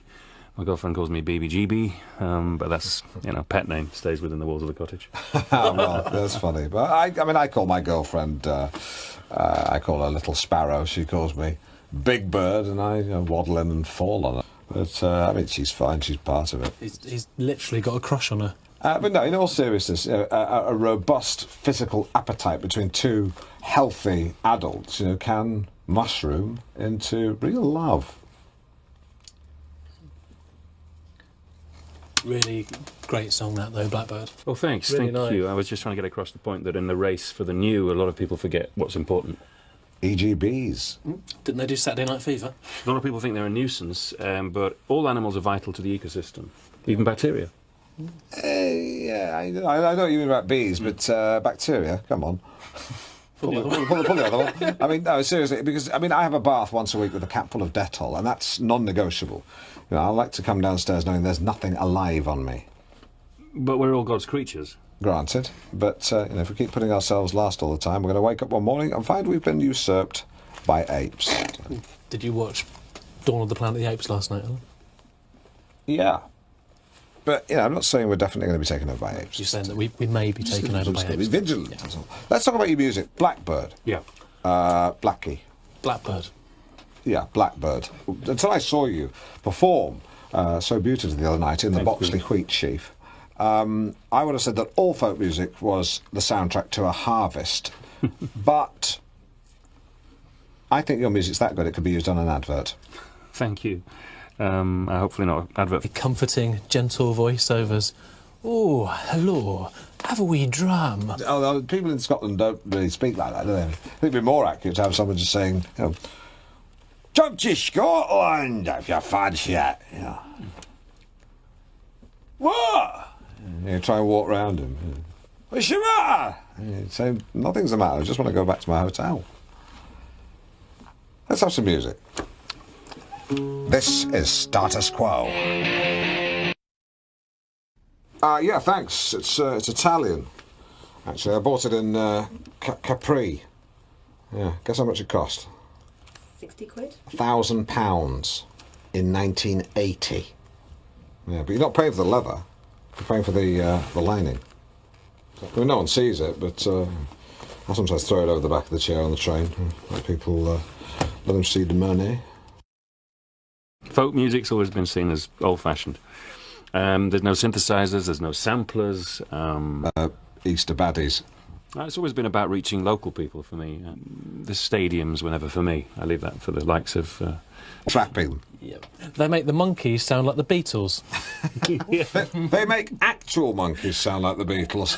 They make actual monkeys sound like actual Beatles. Yeah. Blackbird, want to play a song? Love to. This one's called The Thresher's Farewell. Picture the scene. The Sussex Downs. A young boy, nay, a young man with... Sorry, I'm going to have to interrupt you there, Blackbird, for traffic and travel. Sorry, my mistake. OK, no worries. But it's a great song. Thanks. I heard this the other night. To summarise, grumpy town, kid goes missing, town pulls together, kid never found, but when wind blows, sounds like kid singing. More or less, yeah, but it's moving, you know. Yeah. Unlike the traffic on the A47. Traffic and travel, sponsored by Castrol. That was Beyoncé's mum, Tina Turner. More of your emails on what you would not do for love. Derek says the car boot sale this Saturday, in brackets, and that's the end of it. What would you not do for love? Patricia emails saying miss church / watch Blue movie. I'm sure she's great with the kids. Bannon's the Butchers, the housewife's choice for bulk buying meat. That man's voice is dripping with dripping. You like me to play a song, Alan? Yeah, that's why you're here. Name me a hero. It's just the intro. Oh, okay. Just name a hero. Superman. Another one? George Osborne. No, He-Man. I'll give you one. Good. This is a guy called Jeff, who was just an ordinary guy, nothing special. And he was involved in the Norfolk floods of 1997. Do you remember those? Yeah. Well, Jeff was involved in the floods too, but he didn't look outside for a hero. He looked inside himself, and boy did he answer that call. This is called Raindrops and Rainbows. It goes a little something like this. Rained and it rained and it rained and it rained and it rained some more. 1,000 tiny tears coming floating underneath my door. Oh, and Jeff saved them all from heaven. March 19th, 1997. Brilliant. You're listening to Mid-Morning Matters. Blackbird, I've written down a word on my notepad. It's the only word I've written. I'd like you to read it out. Spellbinding. That's what that song was to me. Thank you very much. I was just telling a true story about a guy I knew, Jeff Tanner. Not the Jeff Tanner who was arrested.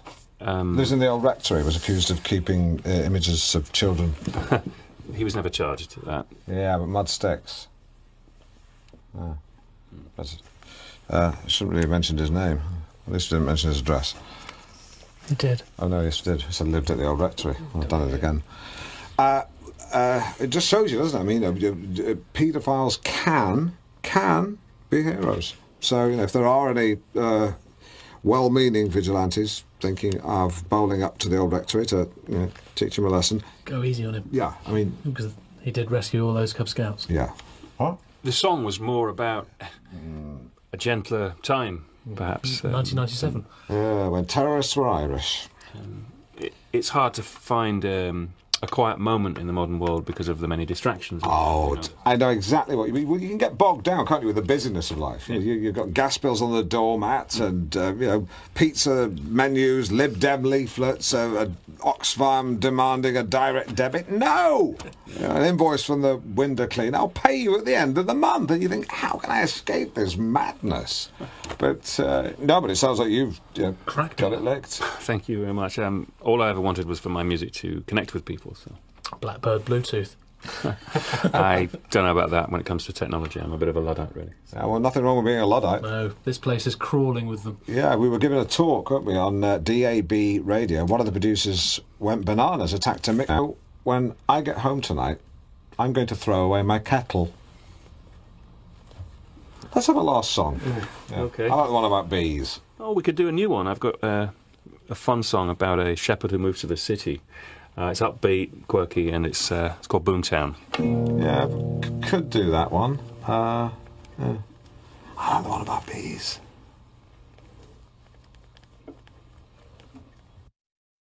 What would life be without iPads? Better! What would life be without cows? Worse! What would life be without Tesco's? Better! Better! What would life be without beer? Worse! John in Beccles! Food! Worse! Jess in Horsford! Tax! Better! Diane in Grimston! Gore-Tex! Worse! Jess in Horsford! Immigration! Neutral! It's complicated. What would life be Mick in without... Corsham! Marmite! Whoa! That's precious. Oh, very, always very, North Norfolk Digital. This is Mid-Morning Matters, where North Norfolk natters. I'm joined by former gangster, hoodlum baddie and ne'er-do-well, Julius Scanner. Good to meet you. Good to meet you. Right, was expecting something extra. Julius, you try to... Well, really what it is just about giving kids something to do, you know? In the centre we set up a lot of groups for them, so, things like sports groups or dance groups. Dance is good, dancing's cool. Oh, okay, well, you like to dance, yeah? Yeah, sure, look, yeah, disco, rumba, zumba, conga, rock and roll, yeah, just close my eyes, go with it. Like you did at the Christmas party? Like I did at the Christmas party. Well, it would be good to see you on the dance floor, doing your thing. Yeah, well, I was in the zone, I was in the dance zone. The dance floor. It's not the same thing if you're at the bar or outside the toilets where people just push past you with wet hands. Yeah, maybe you should give us a bit of a demo, Ellen. Yeah, well, my philosophy is pretty simple. Kick off your shoes, big gulp of juice, see what happens. And I've got to say, normally, if I can keep my discipline, I'm pretty pleased with the results. I mean, it's not dancing per se. I mean, it's more sort of a collection of spasms. Simon's funny. I call him the dancing chicken. Yeah, well, it's not a chicken, is it? I'm doing a robot there. No, I mean, you lack the guts to commit to real dancing. Right, so I'm a chicken. Yeah, dancing chicken. Whereas he stands there with this very sort of stony expression. I have a bit of respect for my dancing circle. Drumming. That's a good way to get rid of excess aggression. And that's why Phil Collins got into it, because he's a real hothead, but then a lot of bald people are. Well, that's not really our focus, We're trying to move away from that aggression and, let these kids use their brain. Again, Collins, all over. I have a bomber jacket from the No Jacket Required tour, 85, and the jacket actually has on it No Jacket Required, written on a jacket. And a lot of people see that as hypocritical, and they get quite angry. But do you know what I think it is? Irony. Brilliant, just brilliant. Yeah, well, our kids, they use digital samples and drum machines. Yeah, okay, ooh, okay, yeah. Cool. I don't want to get into a whole debate about the whole drum machines versus kits. My philosophy on this is real simple. If it's got a good beat, it's got a good beat. Exactly. Let's do slap hands. And then one down here. And then that one. Outstanding. This is Toto.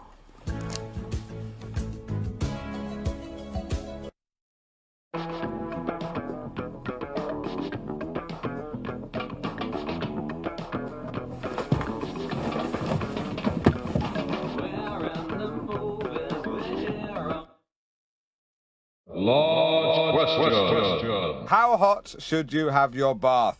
Sandra on line 3. I'll make my husband have a cold bath every night to stop him fiddling with himself in bed. Makes sense. Bobby, line 5. 50. 50 what? Bye, Alan. Lucian on line 6. Actually, I don't want to speak to someone called Lucian. Simon, texts. Yes. Marcus says it should be the same temperature they make the swimming pool when the disabled kids go in. Lovely. Coming up more from Julius. A reformed character, unlike Gary Glitter.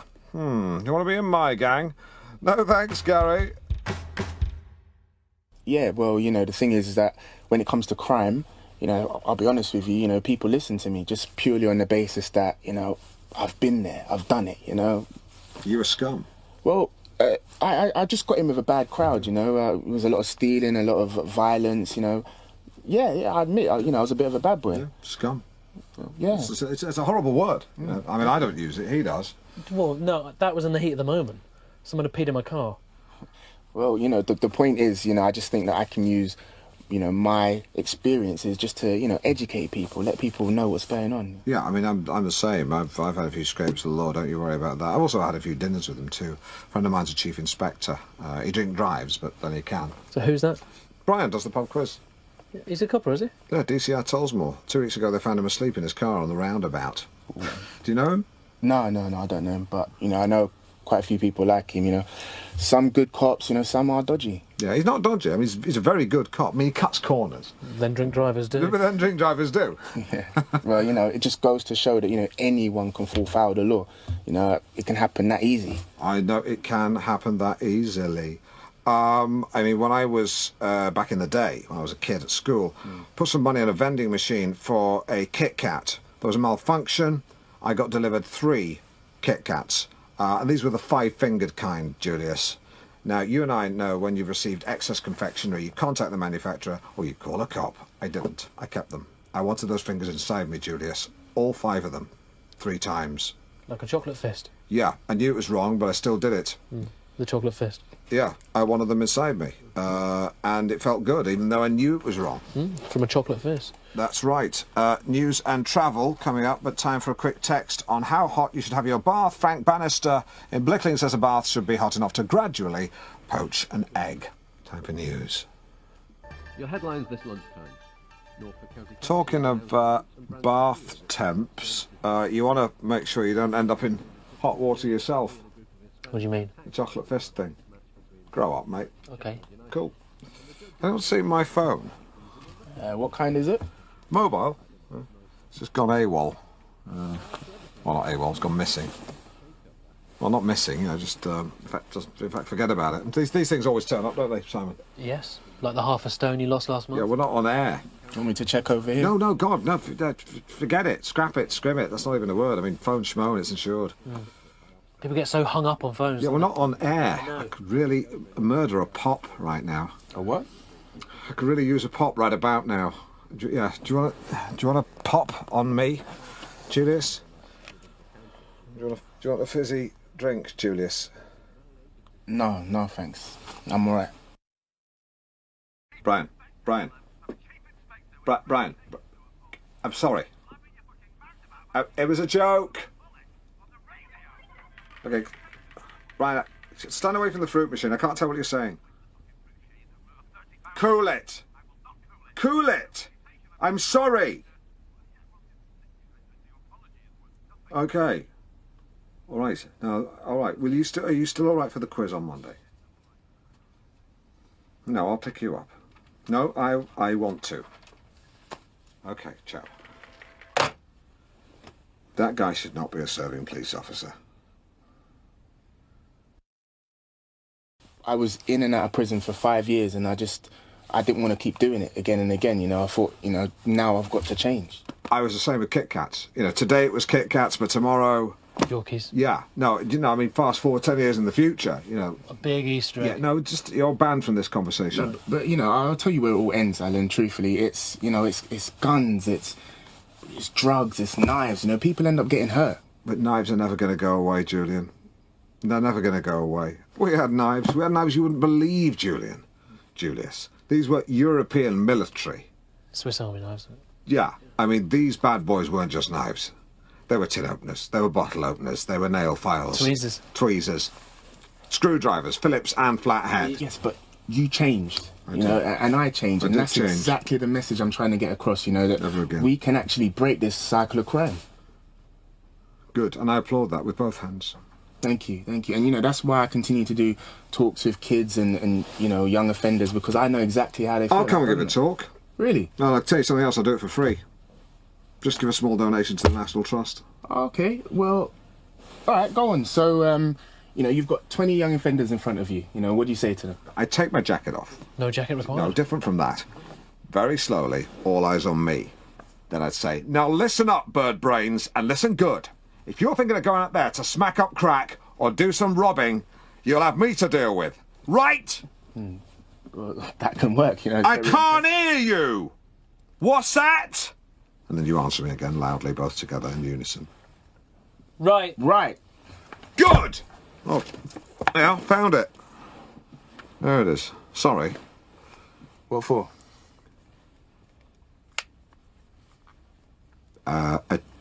Because I trumped. What a nice man. Yeah. How refreshing. Yeah. Just... Hello? Yeah. I was just talking about how refreshing you are. Cheers, thank you. You know what, I just realised I do actually have your phone. We must have the same phone. Right, God, not a problem, yeah. You must probably stole my one, eh, Helen? Well, yeah, it can happen that way around. It can. Oh, you need to be careful. I may be reformed and everything, but I still got a right hook. Yeah, shut up, you'll give me a bunch of fives. Break it up! Shut up! That's the one. It's definitely the right one, is it? Yeah, check. Great, really great crack. Wicked. Excellent. Cheers, mate. Take care. Bye-bye. Okay, absolutely goodbye. Are you all right? Yeah, fine. I've just done my back as I went back in and shared. Okay, but we're cool. Oh, yeah. And today's dedication comes from the Allsop family. They say, Alan, please can you play Bright Eyes by Art Garfunkel in memory of our beloved Isabel, who died early this week, aged just 9. Oh, and is buried in the back... Should always be referred to as it. Yeah, I mean, absolutely, I couldn't agree more. I mean, can you even bury humans in your back garden? I think. Fred West did. Oh, that man. What a dilbert. You're listening to Colossal Question, formerly known as Question. We're talking bathroom routines and asking in what order do you perform your ablutions. We've got a text in from Helen in this. She says, I go to the toilet straight away, get rid of it as quickly as possible, and then I can enjoy my wash once empty. Makes a hell of a lot of sense. Helen, I'm with you on that one. On the line, we have Donald in King's Lynn. Hi, Alan. I clean my teeth and shave while simultaneously going to the toilet in order to save time. Mm-hmm. And then wash afterwards? Yeah. Good. And Samuel in Yarmouth, I don't need a bath. I just crouch on a strong sink, and then it's teeth, face, pits, hands, then backside. Neat. And here's a group who'd love a bit of face, hands and backside. Are all your phone-ins like that? Yeah, we kind of arrange the topics, but that's the tone we aim for. Remarkable. Thank you. Although that can have two meanings, can't it? Yes, it can, yeah. It's up to you to choose. Gold. Save it, though, save it. This is Midmore Matt, and I'm excited to say that I'm joined by a man for the more outspoken end of the speaking spectrum. He's here to promote his new book, The Irascible, The Inimitable, The Incorrigible Jasper Jones. You're often described as the attack dog of the anti-establishment, a kind of a lone wolf prowling the corridors of power. So I'm a cross between a wolf and a dog. Yeah. A dolph. Yeah, or a wog. Sorry, I take that back. Jasper is... very much, well, he's white. Now, Jasper's here to promote his new book. It's called Free Speech. He's got his sort of devil's tail sticking out of his shoulder there and a couple of horns. Is that because people think you're a bit controversial? I presume so. Right, but you must have had approval. I did, yeah. Right. And the sort of tape over his mouth then, presumably that's because to stop your mouth talking, because they'd like to shut you up. Oh, they would love to shut me up. They would, wouldn't they? Yes. Who are they, by the way? Well, they're the naysayers. Right, that's okay. I didn't know. Okay. There's your vanilla frothy coffee, Mr. Partridge. Thank you, Angela. Come on, I've got to go back to the desk. Simon doesn't mind. Fuck him. I'll see you later. Not if I see you first. You drive me balmy. Don't be silly.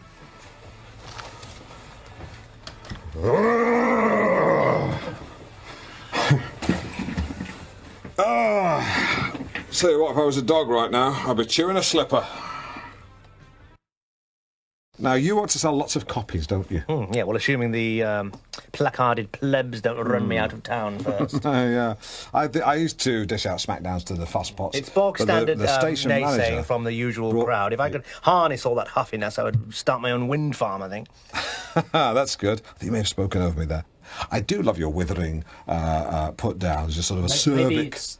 Maybe your next book should be called Withering Slight. That's good. Simon's our sort of regional equivalent of you. He sort of takes a wry, sideways look at the week's news.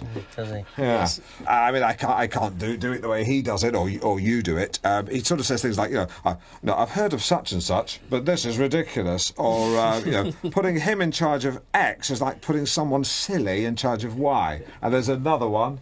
Yeah, well, I mean, I'll just say, if they're doing that today, then by tomorrow they'll be doing, something daft. Yeah. Yeah, lovely stuff. I mean, he's sort of Batman to my Robin. You wouldn't want Robin on his own. If the people of Gotham were in trouble, they wouldn't call Robin, they'd phone the police. But Batman likes Robin, and I like Simon. Yes, well, he's certainly not the Joker. No, he's Robin. Norfolk Digital.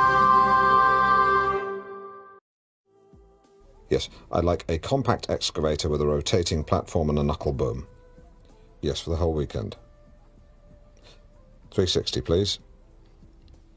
No, just the tilting bucket. Well, that's okay. I won't require the driver. I'll be operating it. I know. No, I want to drive the digger. Yeah, I know. I'm aware of that. I'm going to be spending this weekend driving a digger. Now, Jasper, I've got a confession. I used to keep your book in the downstairs toilet. Oh. I was about 2 chapters in, and I thought, this is not a toilet book. So you moved it to the coffee table. So I moved it to the coffee table. Well, I'm flattered, Alan. Yeah, quick spray of Dettol. Well, I hope that wasn't because of the content. No, it's for germs, because it is millet.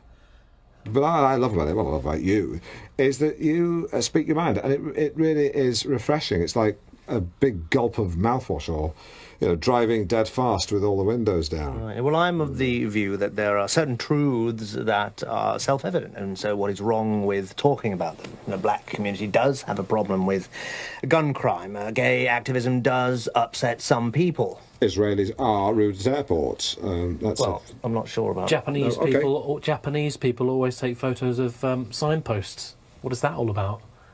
Are you asking us? No, that's a joke. Oh, right. Hang on, they do, don't they? Yeah, what is all that about? Maybe we should do a phone in. No, we will do that, definitely. Yeah. Okay, here's a guy who's got a mouth like a snare and a voice like a cat trapped in one. It's Shane McGowan and the Porgs. Love the glasses, by the way. Thank you. And the hair, although it looks messy, but it's actually quite hard, like you put... More of your text on bathroom routines. Enid in Docking says, anyone who claims they don't wee in the shower is a liar. Oh, bolshy lady.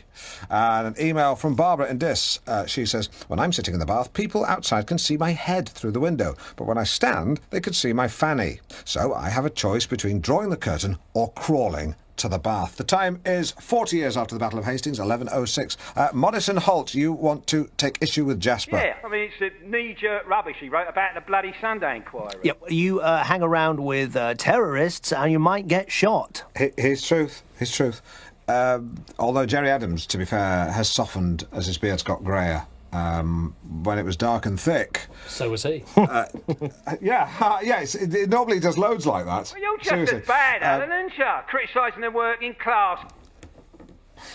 I bet he hates fracking. Probably always standing on picket lines. Yeah, well, don't they all? Fingerless gloves around the brazier, spare me. Yeah, striking. Yeah, and we indulge them. Yeah, everybody out. You know, everyone says, oh, shouldn't we try start arbitration? You know, that would be one way. The other way would be to take them outside and shoot them in front of their kids. Ooh, he went there. Kneel down here. Turn your head away. Turn your head away. And just out to the clipper to the back of his skull. And just silence. Just broken just by the sound of the widow and his son quietly weeping.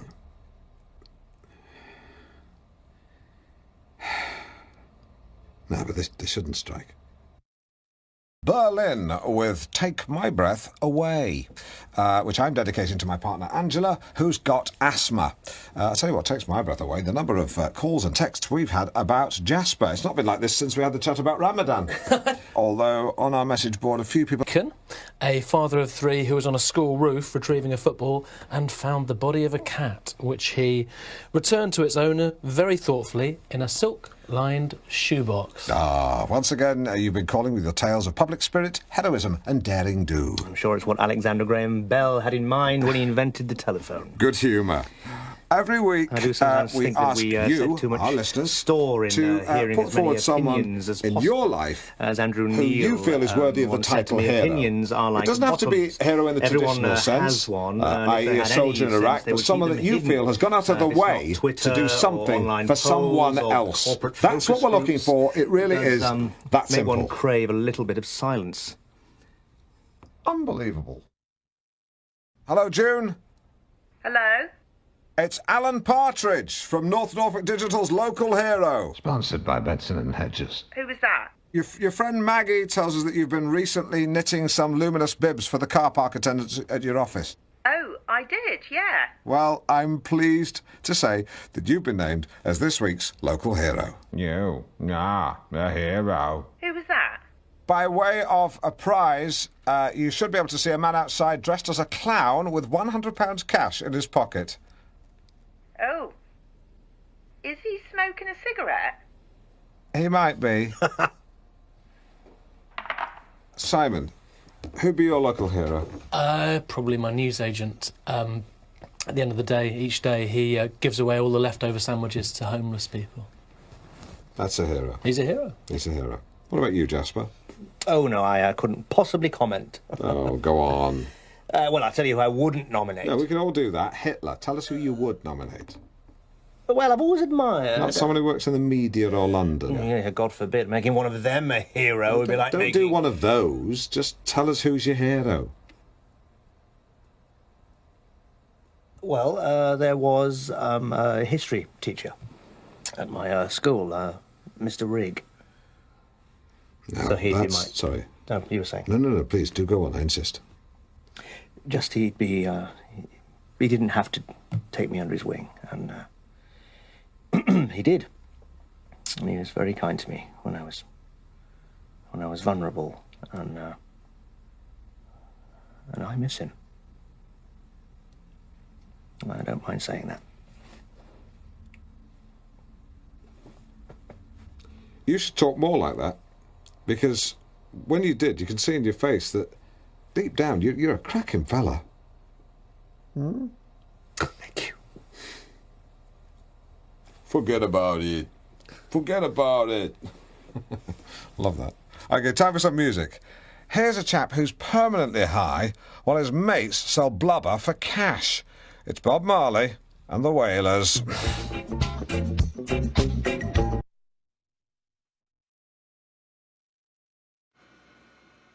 All the other kids with the pumped up kicks, better run, outrun my gun. All the other kids with the pumped up kicks, better run, faster than my bullet. Is that better? Does that feel a bit better? Yeah, a bit. I hope that helps. I know you've Yeah. got to talk to someone professional. It's not really. I'm not equipped for Singing for you, Pepper. You really need to. The number's in the book, you know. So I'll talk to you. Call again soon. I'll always talk to you. Thanks a lot, love. Gotta go. Bye. You're listening to Mid-Morning Matters with Alan Partridge. Today is Valentine Day. Alan. Happy Valentine. Without further ado, he's sitting right next to me. If I was blind, I'd know he was here, because being hung over as he is, he smells like a ruddy brewery staffed by tramps. None other than the Sidekick Simon. Sidekick Simon, Sidekick Simon. Seriously, you stink. Sidekick Simon, Sidekick Simon. Yep, I've got some dedications here, Alan. Andy would like to say hello to his darling wife, Beverly.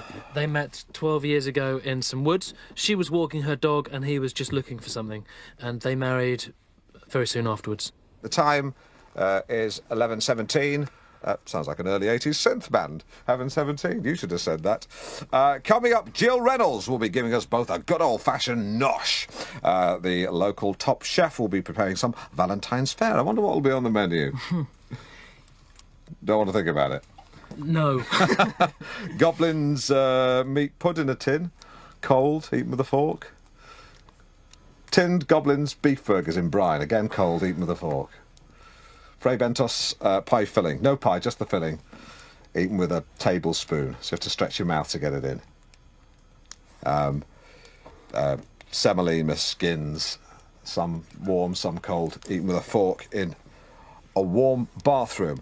This is the enormous Barry White singing a song about how he somehow makes love to a woman. Does not bear thinking about.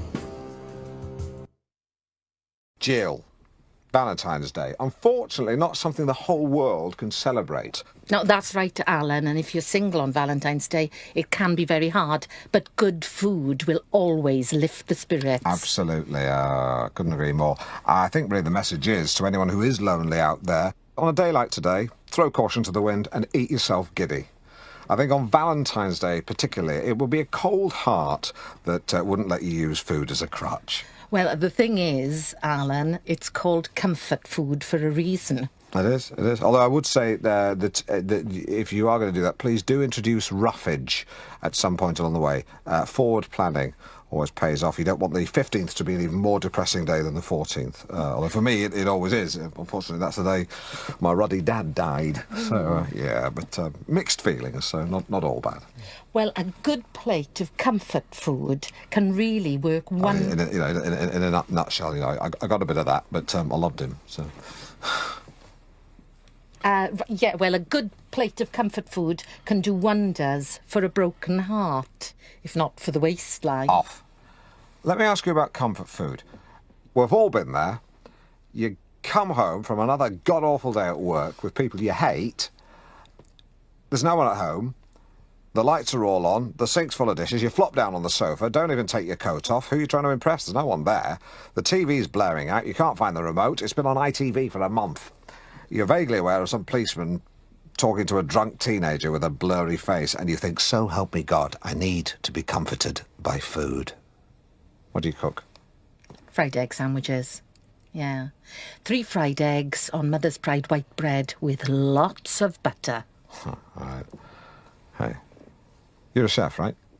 Yeah, but even chefs need comforting. Yeah, all right. Alan, can I ask you something? You may. What makes you feel sexy? Sitting in a leather chair in my underpants. No, I mean food-wise. Oh, blue cheese. Because Oh, for a that's lot nightmares. of people, it means Italian food, the food of love. And so today, I'm going to be making a dish from Naples. Nipples. What? Staggering. He was out on the town last night. No, I wasn't. Of course you were. I wasn't. I was at home. I was drinking wine. Where'd you live? A drop-in centre? Back off! I'm having a tough time at the moment. There's traffic and truffle. Traffic and travel, sponsored by Castrol. Alan, can I just use the loo? What for? I mean, yeah, sure. Just use the disabled. He's only in on Wednesdays. They designed the whole building around him. I think he was some sort of evil genius. He's not. Just knows a lot about jazz. Lynn, I haven't got Angela a Valentine's present, so you've got until noon to scour Norfolk for a competitively priced baby doll nightie. That's exactly what I said, Lynn. Then wrap a bow on it and put it in bubble wrap. And I know it won't smash, Lynn. Just wrap it in bubble wrap. To recap, that's 3 wagon wheels, a whole pack of butter into a pan of hot PG tips, defrost an Aunt Bessie's Yorkshire pud, pour in the solution quickly, take some broken Easter eggs, I got mine around the back of Roundtree Macintosh, smear it on the circumference, add the Jaffa lid, boom, you've got yourself a giant Rolo.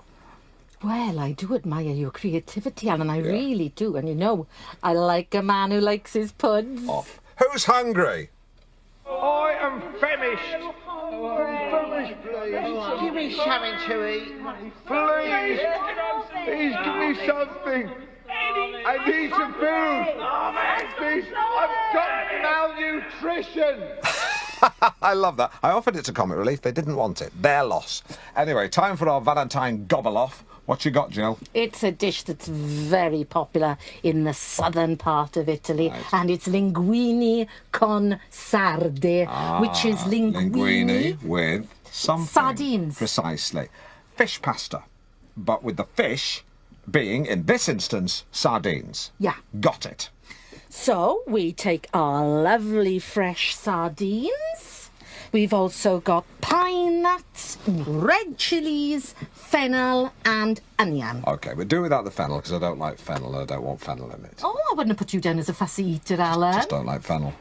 No, but honestly, you won't notice it, but it No makes fennel. all the difference. It just lifts the whole thing. If you put fennel in there, we're going to fall out. OK. So first of all, we're going to chop up our red chilies and our onions. Some people have them ready chopped, but we're not going to do that. We're going to chop them ourselves.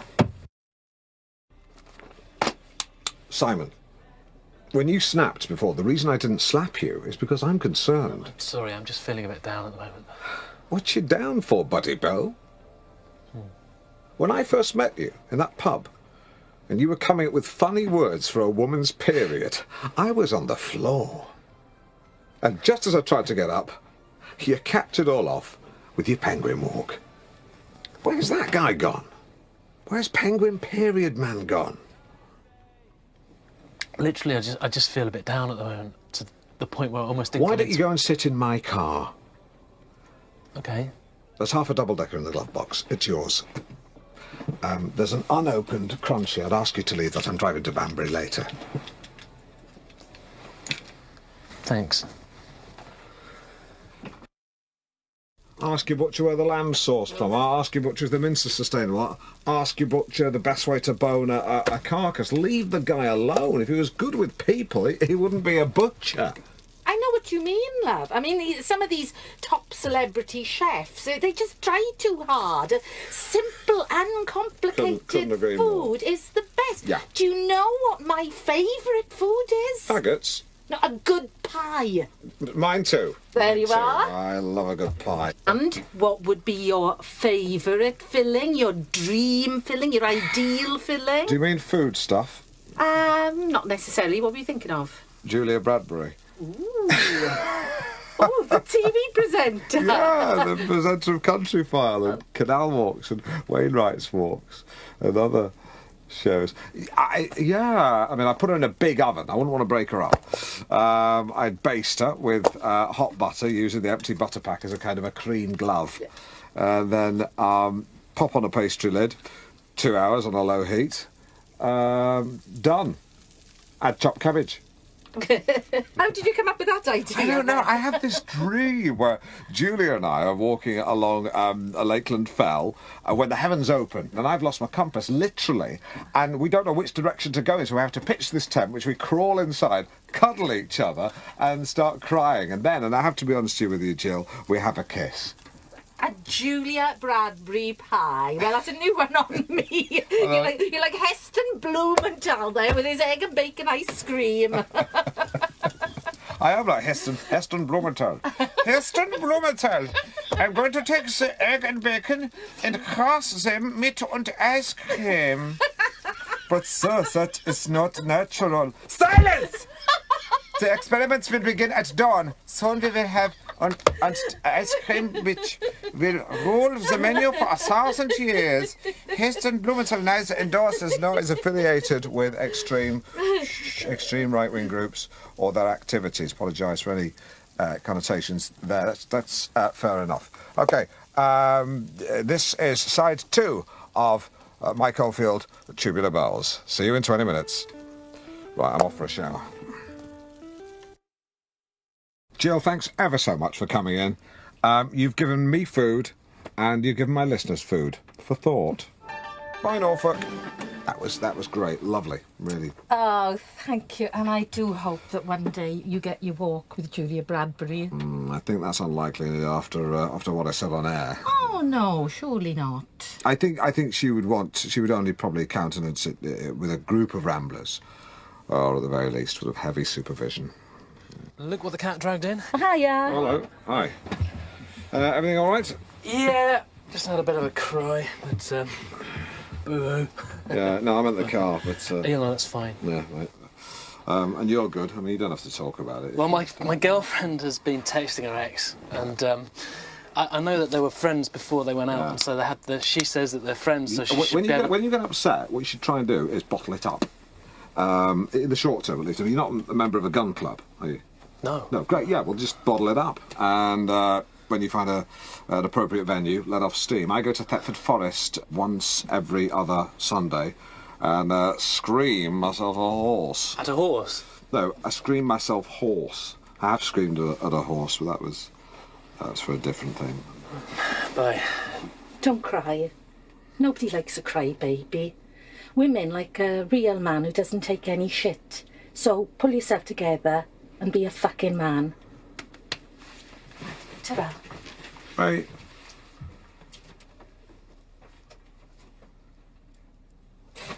That was weird. What's the fish pasta like? I was missing something.